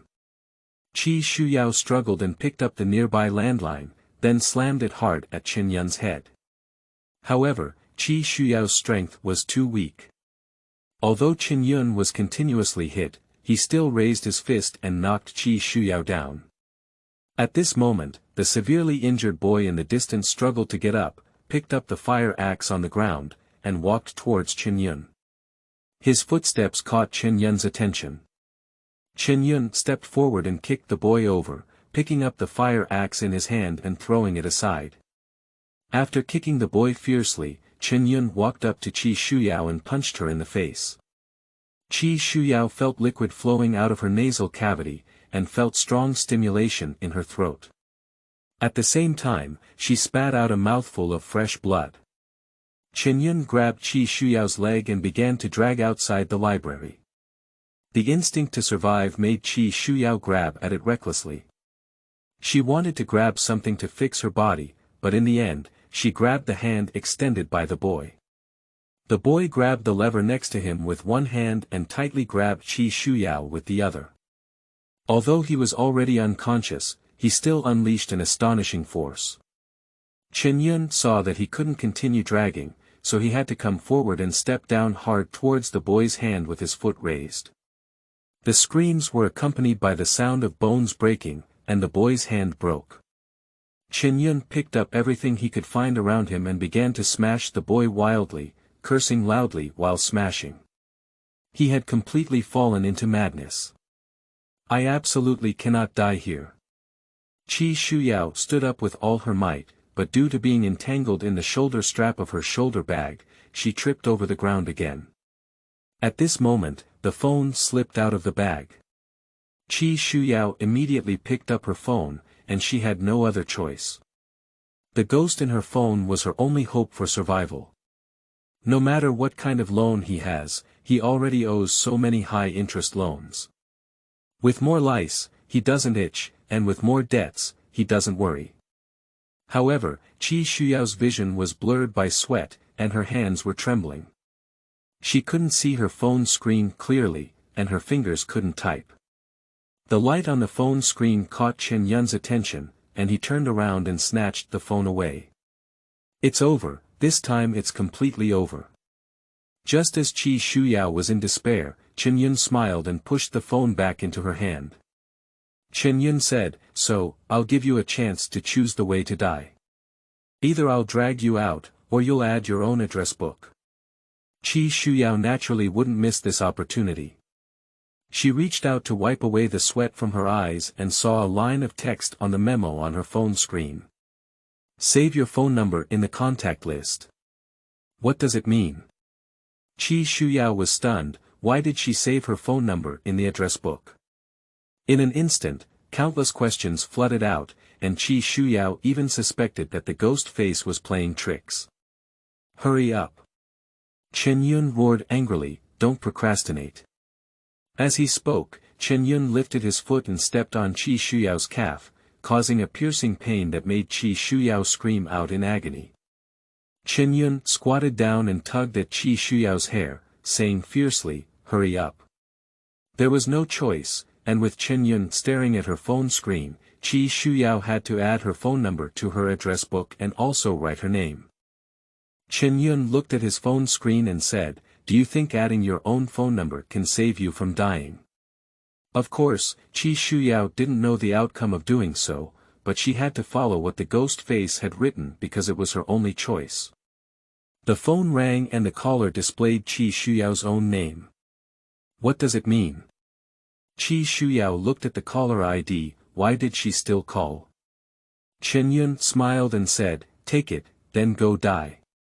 What else can Shuyao do? She could only look at Chen Yun with a resentful gaze.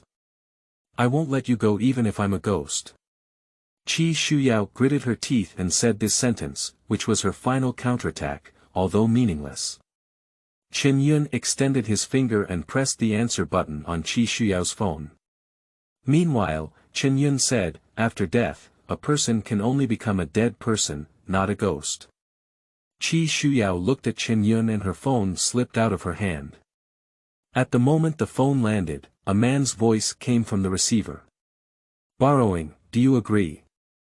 When the sentence came from the receiver, Shuyao was taken aback and her already closed eyes suddenly opened. Chen-yun also clearly heard the sound in the receiver. When Shuyao reached out to get her phone, Chen-yun first picked it up. At the same time, Shuyao shouted at her phone, agree. I agree. I agree with everything. Chen-yun looked at his phone screen with a puzzled expression on his face. He didn't understand what was going on with this call and how it was different from the previous murder call.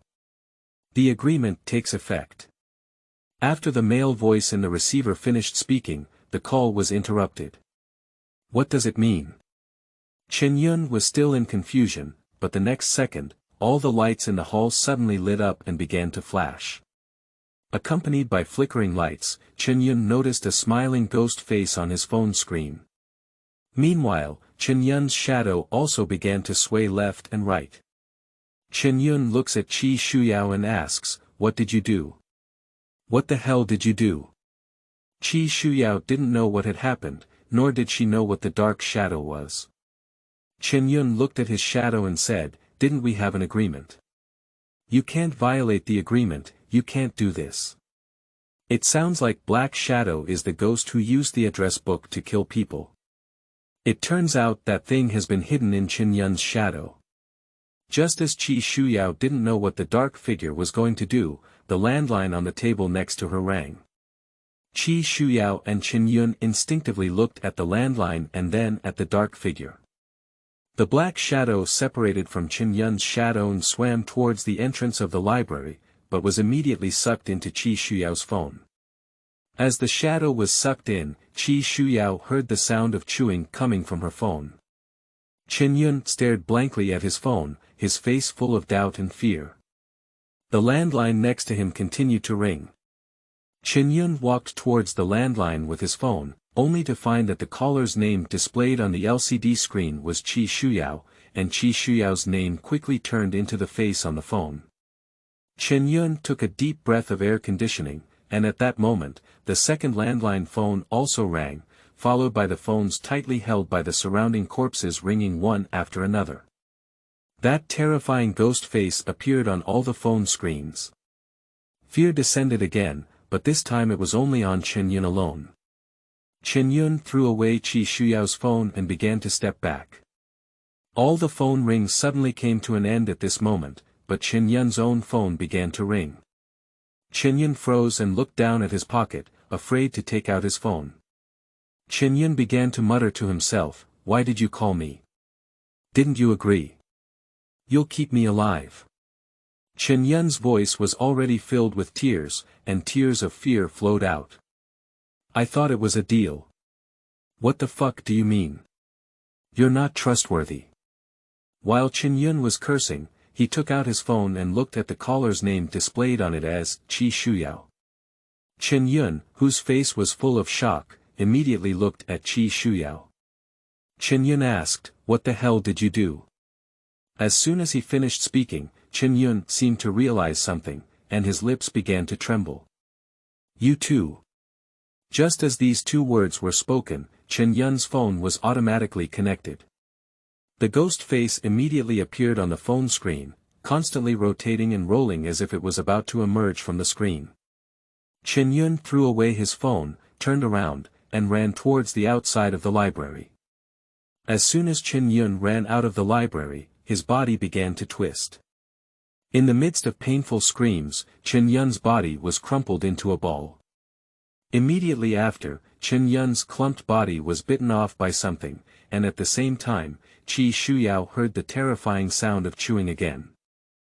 With the sound of chewing and dripping blood, Chen-yun's body was completely engulfed, and then the blood on the ground was licked clean by something invisible. After a moment of silence, the outside of the library gate in front of Shuyao was no longer dark, and trees and streetlights reappeared. Is it over? When Shuyao struggled to get up, she suddenly saw countless black shadows outside the library, and her eyes turned black and she fainted.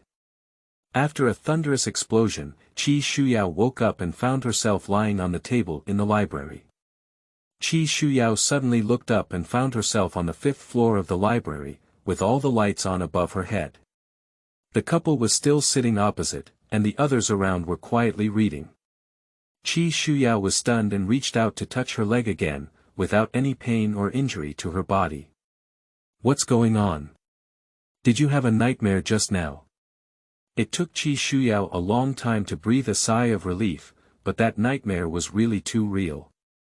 Just as Shuyao was panting, she noticed that the second hand of the clock on the wall stopped beating, and at the same time, the phone of the boy across from her also rang. When Shuyao heard her phone ring, she instinctively asked the boy not to answer the phone. However, the next scene shocked Shuyao, as the boy hung up the phone and the girl began to ask who the caller was. "Baona. Everything is exactly the same as what happened in the previous nightmare.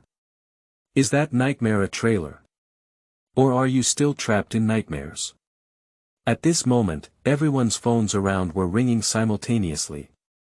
"Don't answer the phone," Shuyao shouted, but the others seemed to be unable to hear.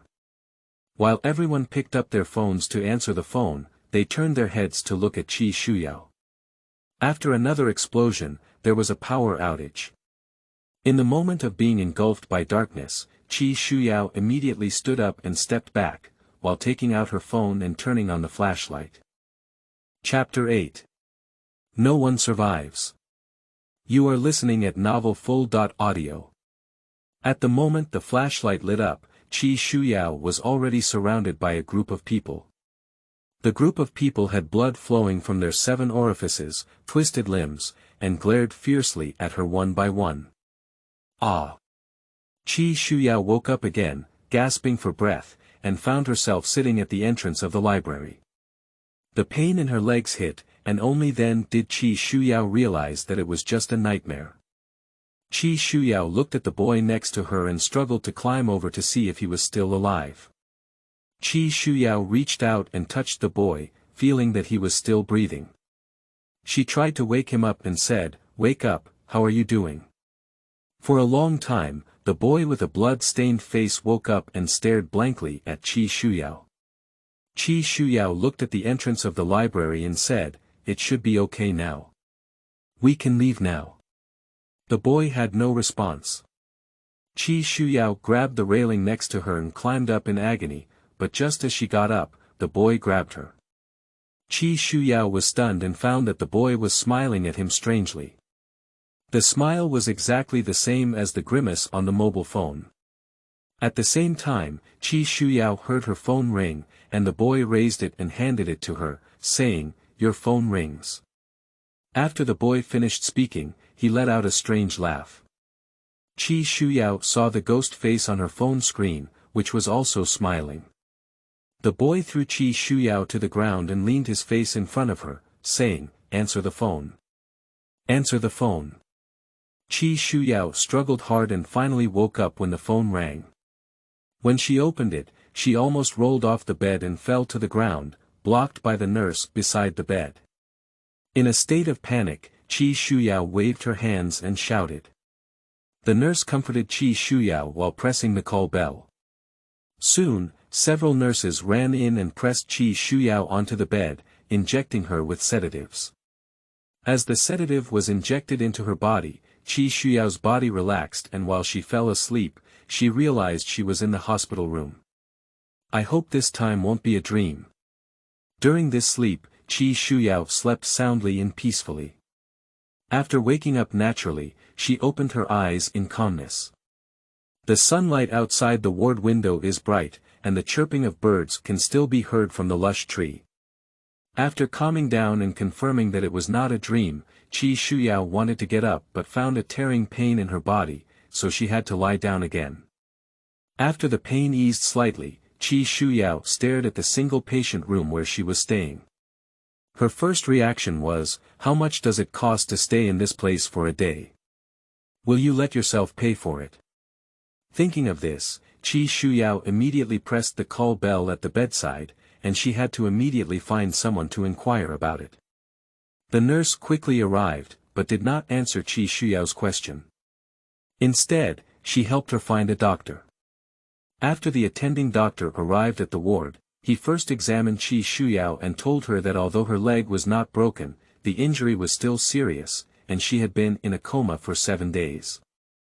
Then, the doctor asked some basic questions, such as name, age, home address, and so on. After waiting for Shuyao to answer one by one, the doctor left with the nurse and stood at the door talking to a man with a flat head and a black jacket. During this time, Shuyao also noticed law enforcement officers wearing uniforms at the door. If such a big thing happens, the law enforcement department will definitely intervene in the investigation. Shuyao thought of that boy and wished he were still alive.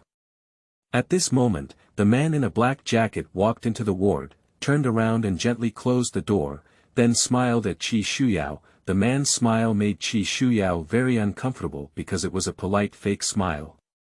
The man walked to the end of the bed and stood still. "Hello, my name is Tian Hao.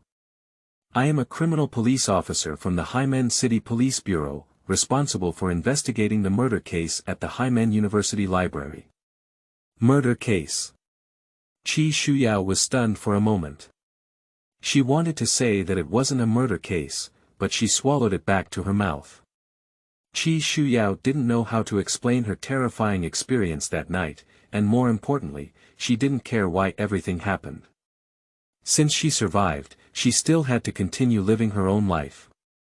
Tian Hao stared at Shuyao and said, "Did you mean to say something just now?" Shuyao just shook her head. A fake smile reappeared on Tian Hao's face, and Shuyao shifted her gaze away from Tian Hao's face and looked out the window. Tian Hao placed something resembling a mobile phone on the windowsill and said, "This is a law enforcement recorder. Our conversation will be filmed and recorded next." After speaking, Tian Hao helped Shuyao raise the bed so that she could sit up and lean against it. After everything was ready, Tian Hao moved a chair and sat by the bed. "Miss Chi, first of all, I have to tell you that you are the only survivor of the murder case at the Haimen University Library. The only survivor. It seems that the boy has also died."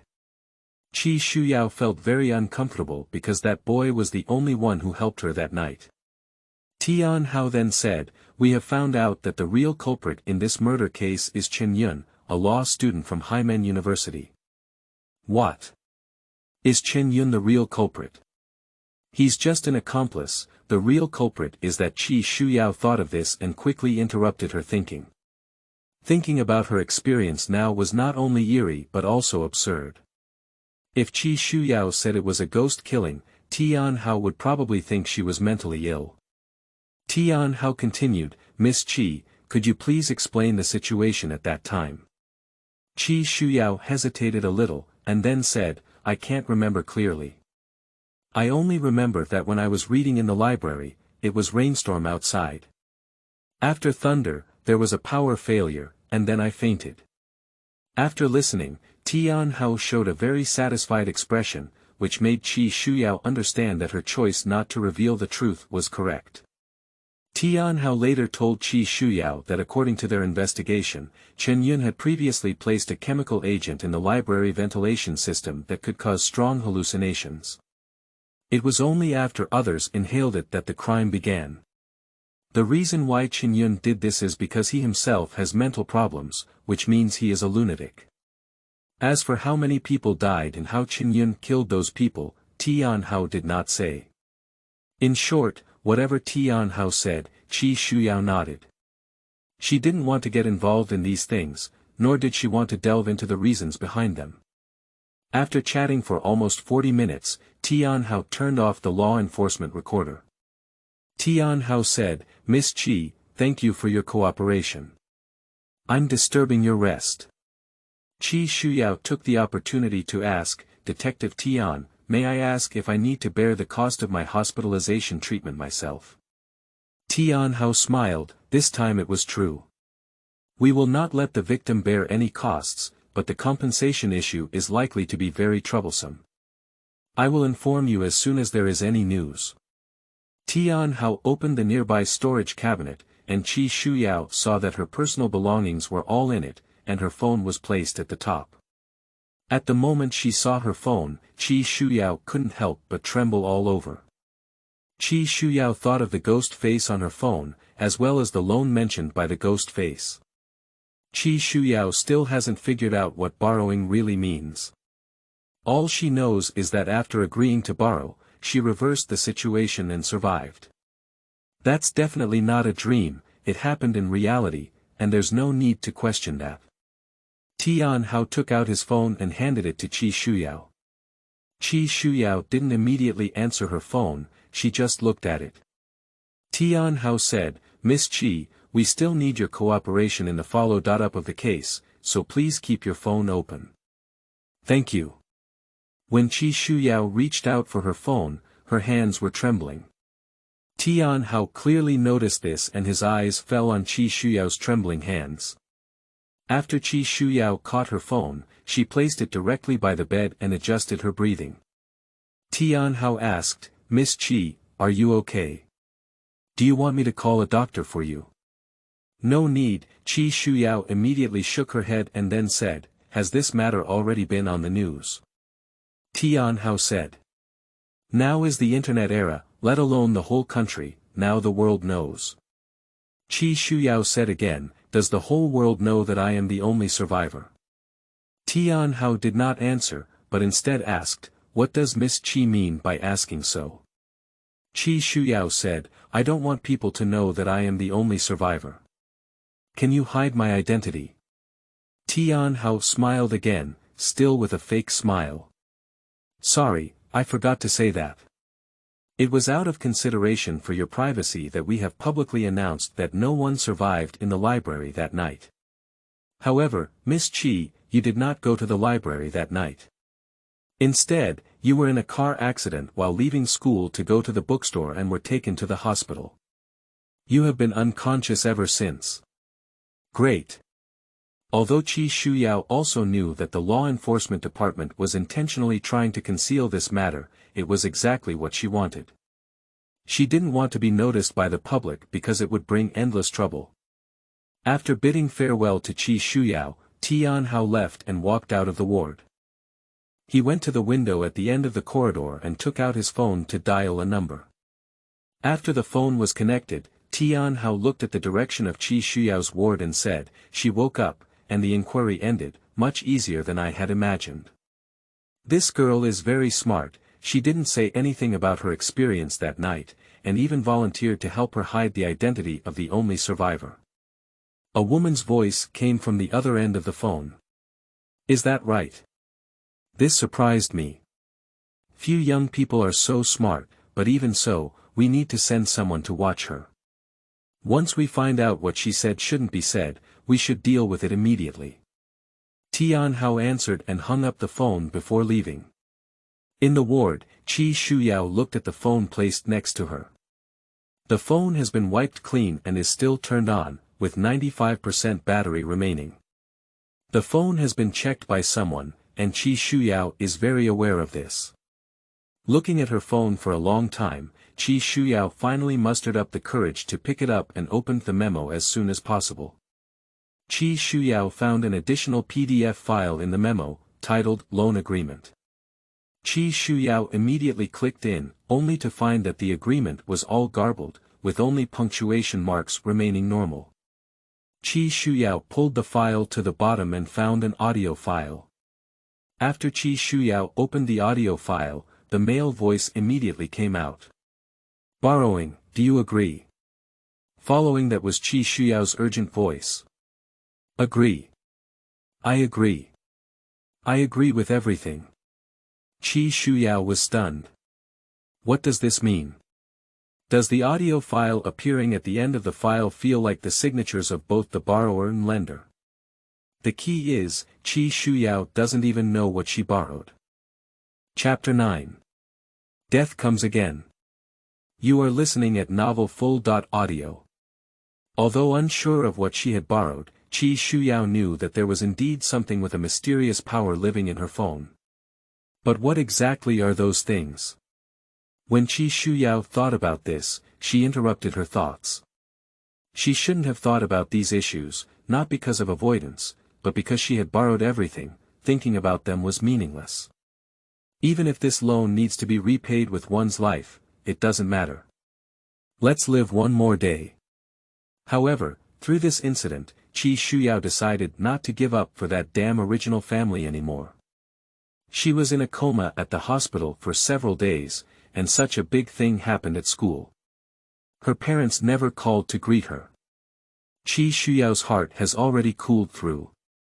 To be able to survive is to earn, and the remaining days must be lived for oneself. Shuyao stayed in the hospital for a whole month. During this month, apart from regular checkups by doctors, the only thing that cared about her was the constant collection phone calls from the lending platform. Xiaokong and the ghost face did not appear in any way. However, the loan agreement was always in the memo and could not be deleted, clearly reminding Shuyao that there was some special agreement between her and Guilian. On the day before Shuyao was discharged, the doctor told her bad news that her brain tumor was on the verge of worsening. After hearing this news, Shuyao only said 3 words. Got it. Shuyao's composure surprised the doctor and interrupted the doctor who proposed the treatment plan, for a simple reason. She had no money. After the doctor instructed Shuyao to take care, she left. Shuyao then crawled back into bed, which was her last night staying here. In fact, she enjoyed the month of hospitalization very much, and the quiet and comfort here were something she had never enjoyed before. Just as Shuyao was about to fall asleep, she heard the sound of hitting the wall from the neighboring ward. Shuyao suddenly opened her eyes, and the sound disappeared. Then she heard the sound of dripping water coming. At first, Shuyao didn't pay attention, but the dripping sound was too clear, so she had to get up and walk into the bathroom. However, neither the faucet in the bathroom nor the showerhead in the bathroom dripped water, but the dripping sound was very clear, as if the dripping faucet was in Shuyao's mind. What's going on? Shuyao walked to the entrance of the ward, opened the door, and instinctively looked at the position of the nurse station. All the lights in the corridor have gone out, except for the nurse station where the lights are still on, but no one can be seen from Shuyao's position. Shuyao picked up her phone and checked the time. It was only 8:30 p.m. now, and at any time, there should be 2 nurses on duty at the nursing station. Originally, Shuyao didn't want to trouble the nurse, but the dripping sound made it difficult for her to fall asleep. Shuyao walked up to the nurse station and found a nurse standing inside. The nurse stood in front of the garbage bin in the corner, with her back to Shuyao, unsure of what she was doing. "Hello," Shuyao said softly, and the nurse had no response. Shuyao called several more times, but the nurse seemed to be deaf and just stood there.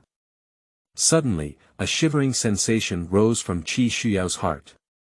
She was too familiar with this feeling, just like in the library that night. No, right. Shuyao looked at the nurse with her back to her and was about to leave, but the nurse slowly turned around.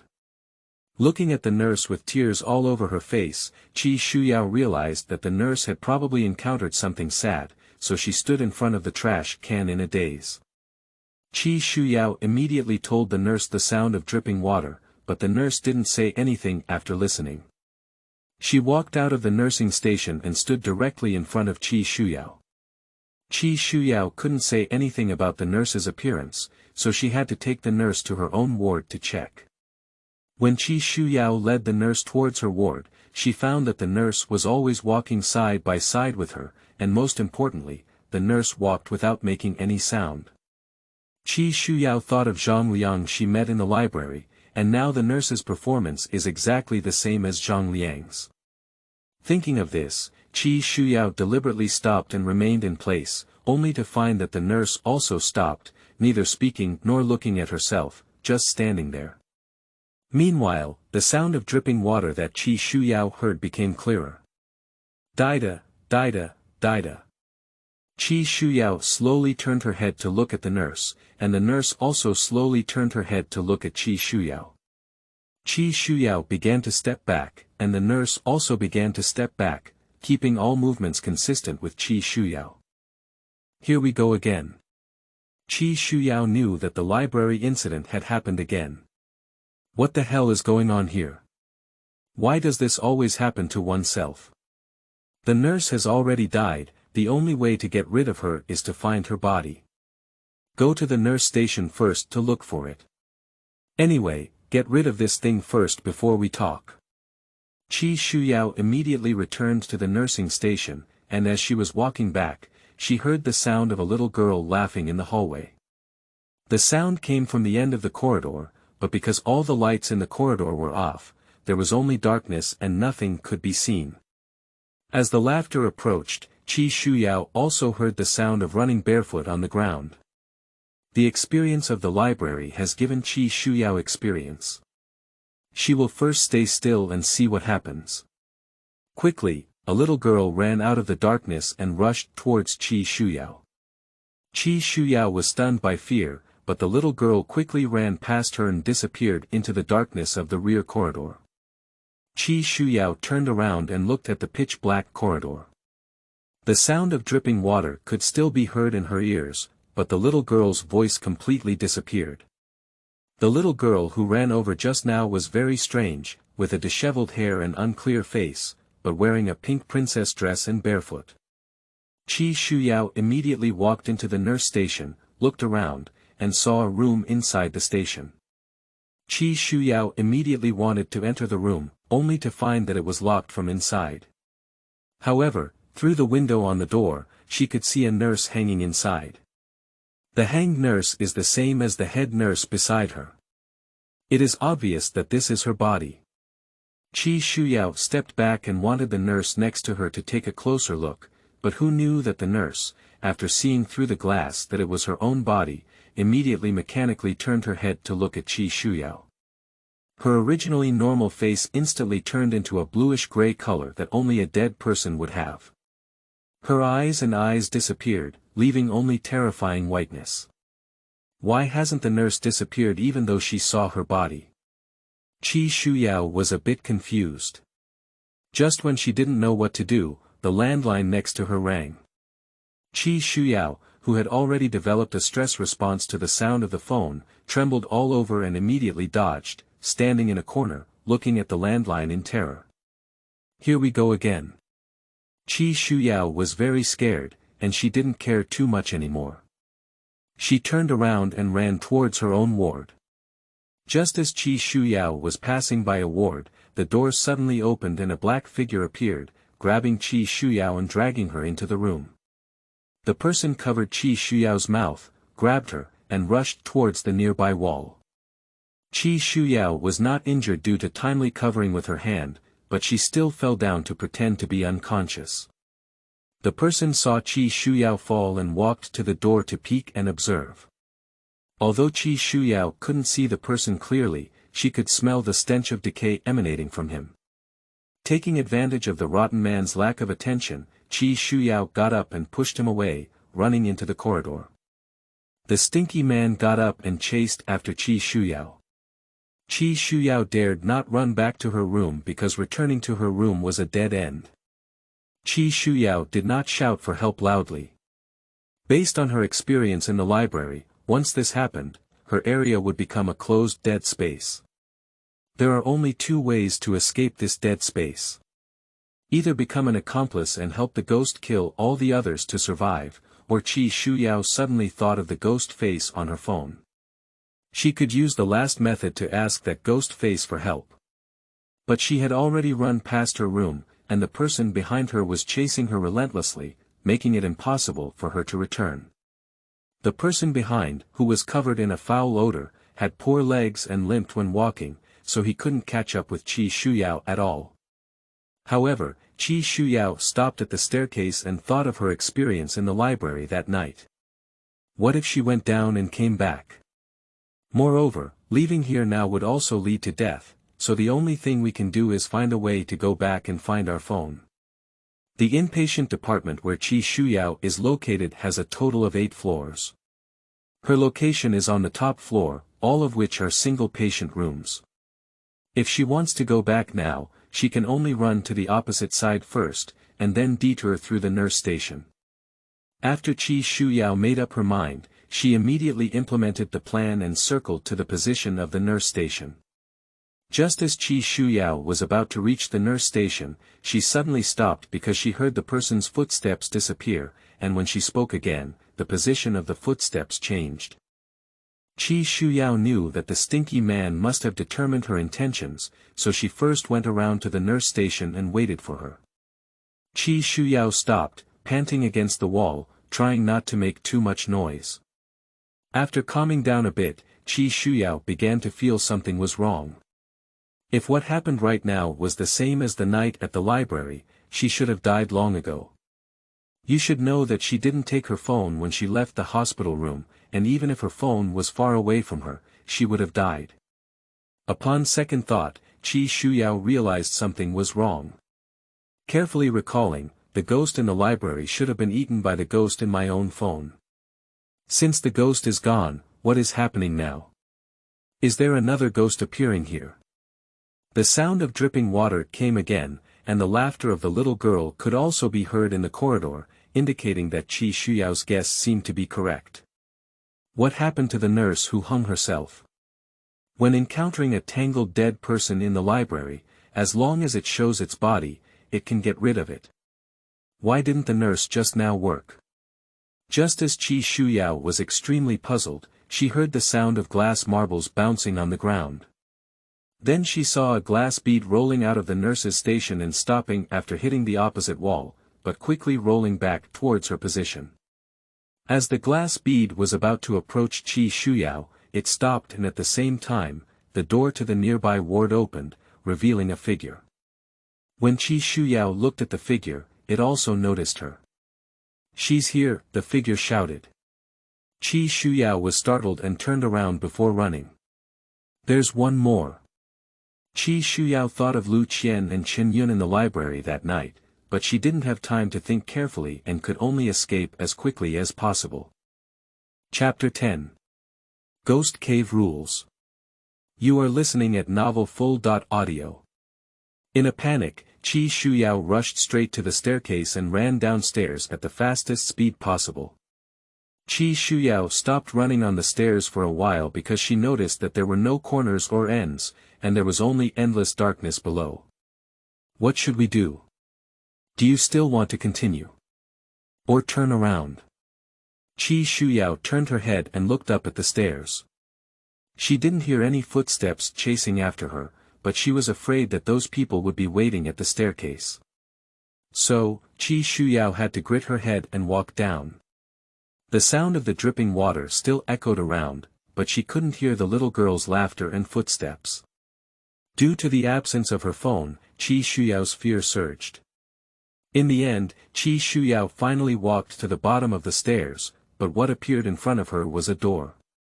There was also a sign hanging above the door, which read 3 words, "Morgue." Isn't the morgue just a morgue? Shuyao was stunned. How could she have come to the morgue? There have been enough strange things happening tonight, and now they have walked to the morgue again. Absolutely not allowed to enter. Shuyao turned around and was about to walk down when she heard the sound of glass beads bouncing up the stairs. It sounds like the glass bead is descending the stairs, not far from me anymore. The glass bead was clearly chasing her. Shuyao looked up the stairs and then turned to look at the door of the morgue, forcing herself to push open the door. After the door opened, a chill hit her face, causing Shuyao to shiver. What catches the eye are countless ice freezers that store corpses against the wall, with 3 metal beds in the middle. A ventilation vent can be seen above the top right freezer. The current ventilation vent is Shuyao's only hope. Although she didn't know where the vent could go, Shuyao had to climb in because she had already heard the sound of glass beads hitting the door of the morgue, followed by the hurried footsteps in the stairwell. But Shuyao didn't have time to climb onto the freezer anymore. Hiding in the ice cube and hiding with the corpse. After this idea came to her mind, Shuyao immediately dispelled it. Those two are not fools. If they find an unlocked ice cube, they will definitely open it for inspection. Under great helplessness, Shuyao had to hide in the corner of the right freezer, which was the only place to hide, but as long as someone took a slight step forward, she would be discovered. Shuyao pressed against the corner, closed her breath, and perked up her ears to listen to the commotion at the door. The door to the morgue opened, and footsteps came. One was the rotten man, and the other was probably the person who had discovered him earlier. "Where are people?" the stinky man spoke, his voice sounding hoarse and his nasal voice heavy. The other person did not move or speak, just remained silent. Through the sound, Shuyao heard the stinky man looking at the freezer, while another person sounded like they were approaching her. Suddenly, the person appeared in front of Shuyao, who was so frightened that she trembled all over and froze. "I'm dying." Although that face was not terrifying, Shuyao's legs were weak with fear. "She shouldn't be here." The person turned around and blocked Shuyao with his body. That person's voice doesn't have any distinctive features, the only thing worth noting is that his skin exposed outside his clothes is all tattooed. Shuyao was stunned. What does this person mean? Why does he turn a blind eye to me? The stinky man asked, how could this be? This time, the stinky man's voice changed, sounding like a child. The tattooed man who blocked Shuyao said, "I don't know, maybe there's a problem." "Impossible," said the rotten man firmly, "she can't leave the ghost cave." Ghostly crying. Shuyao naturally didn't know that the stinky man was referring to another cave character. However, she realized that these two people must have known a lot, and their appearance in the hospital was by no means accidental, definitely with some purpose in mind. Meanwhile, Shuyao noticed that the tattooed man was holding the glass bead in his hand. Originally, that glass bead was his. Can he rely on this glass bead to track himself? Who are they? The tattooed man said, "You just turned the 8th floor of the inpatient department into a ghost cave. That's why I find it strange." The rotten man's tone was full of confusion. "How did she escape?" The tattooed man said, "I think we should solve the other people first." The stinky man was unwilling to say, "That girl won't die, and we can't leave either. This is the rule."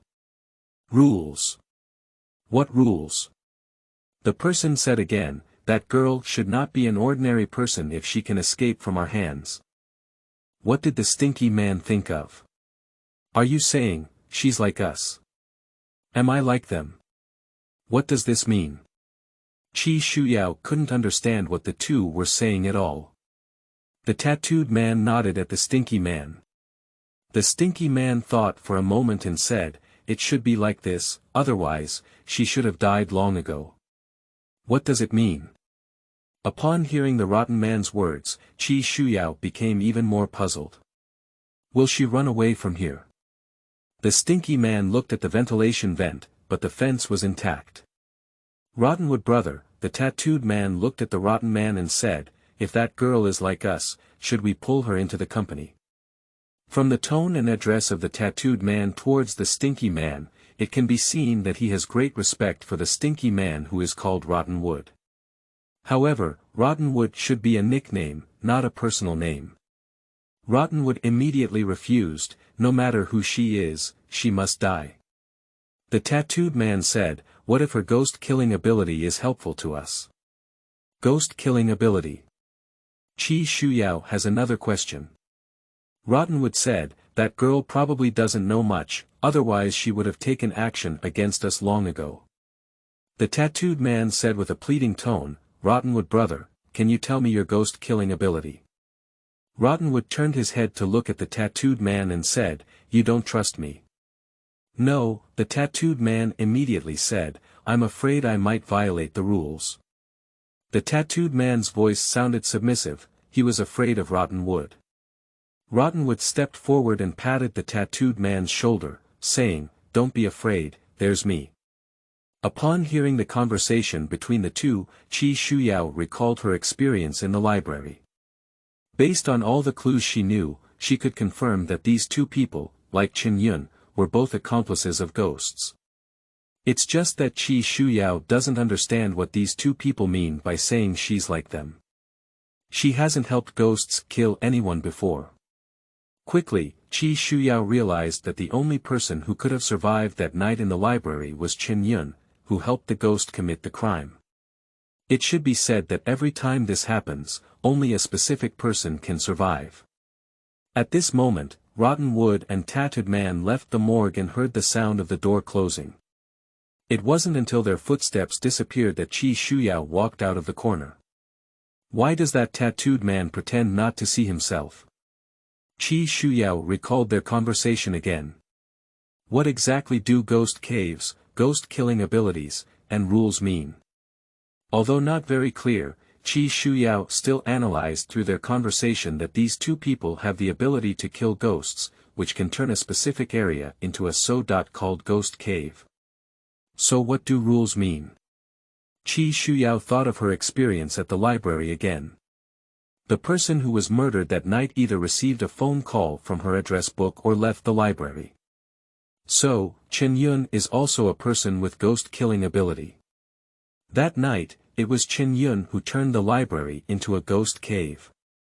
As for the rule, it should be that one cannot answer phone calls from the contact list or leave the haunted area. Just as Qi Shuyao was thinking, she saw through the smooth surface of the freezer that 3 metal beds seemed to be lying with people. Qi Shuyao suddenly turned her head to look, but there was nothing on the metal bed. Qi Shuyao rubbed her temples, and this time she could confirm that it was an illusion. The deterioration of the brain tumor had already caused problems with her optic nerve. Qi Shuyao walked cautiously to the door, listened closely to it, and only opened it after confirming that there was no one outside. However, after opening the door, a long corridor appeared in front of Qi Shuyao. At the end of the corridor was an elevator, and the previous stairs disappeared. Does this mean that you have already left the called ghost cave? Qi Shuyao looked at the corridor in front of her and didn't notice the staircase. Is it possible that the morgue in this hospital only has an elevator and no stairs? After the last incident, Qi Shuyao not only became afraid of the phone ringing, but also afraid of taking the elevator. After hesitating for a long time, Qi Shuyao walked into the elevator and then took the elevator to the first floor. After waiting on the first floor, Qi Shuyao realized that this was not the inpatient department at all, but the outpatient building, with the inpatient department located behind the outpatient department. Qi Shuyao walked to the garden between the 2 floors and looked at the inpatient department. From here, there was no abnormality on the 8th floor, and the hallway lights were still on. I can't go back now. Qi Shuyao didn't know whether to report to the police or not. What should she say if she calls the police? How do you explain being in the morgue downstairs from the outpatient clinic? The most important thing is that Qi Shuyao doesn't want people to know that she is a survivor of the library tragedy, and if she calls the police, she will inevitably speak up. Just as Qi Shuyao was still worried about what to do, a nurse ran out of the inpatient building, screaming that the person was dead. Hospital security immediately rushed from all directions. At this moment, Qi Shuyao understood what the tattooed man meant by, "You just turned the 8th floor into a ghost cave." The incident this time was not the entire building of the inpatient department, but the 8th floor where she lived. Otherwise, no one would have left alive. Not long after, several police cars drove directly into the hospital and stopped under the inpatient department building. A large number of law enforcement officers rushed into the inpatient department building and began to evacuate the people inside. Qi Shuyao found decaying wood and a tattooed man in the chaotic crowd. The decaying wood was wearing a hospital uniform, while the tattooed man supported him. Both of them were wearing masks and left the crowd. After the crowd was evacuated, the inpatient building was sealed off by law enforcement personnel and no one was allowed to enter. Later, Qi Shuyao discovered Detective Tian Hao driving in. After getting off the car, Tian Hao did not immediately enter the building, but instead stood downstairs and observed. When Qi Shuyao hesitated whether to step forward, Tian Hao calmly walked into the building, as if he already knew what had happened. Qi Shuyao cannot just leave like this, otherwise she won't be able to explain clearly, because the only survivor of this large-scale death event on the 8th floor is her. How should she explain? Shuyao couldn't leave at once. She simply walked outside the blockade and waited for Tianhao, hoping that Tianhao would be able to discover her as soon as he went downstairs. When faced with Tianhao's inquiry, Shuyao could only improvise.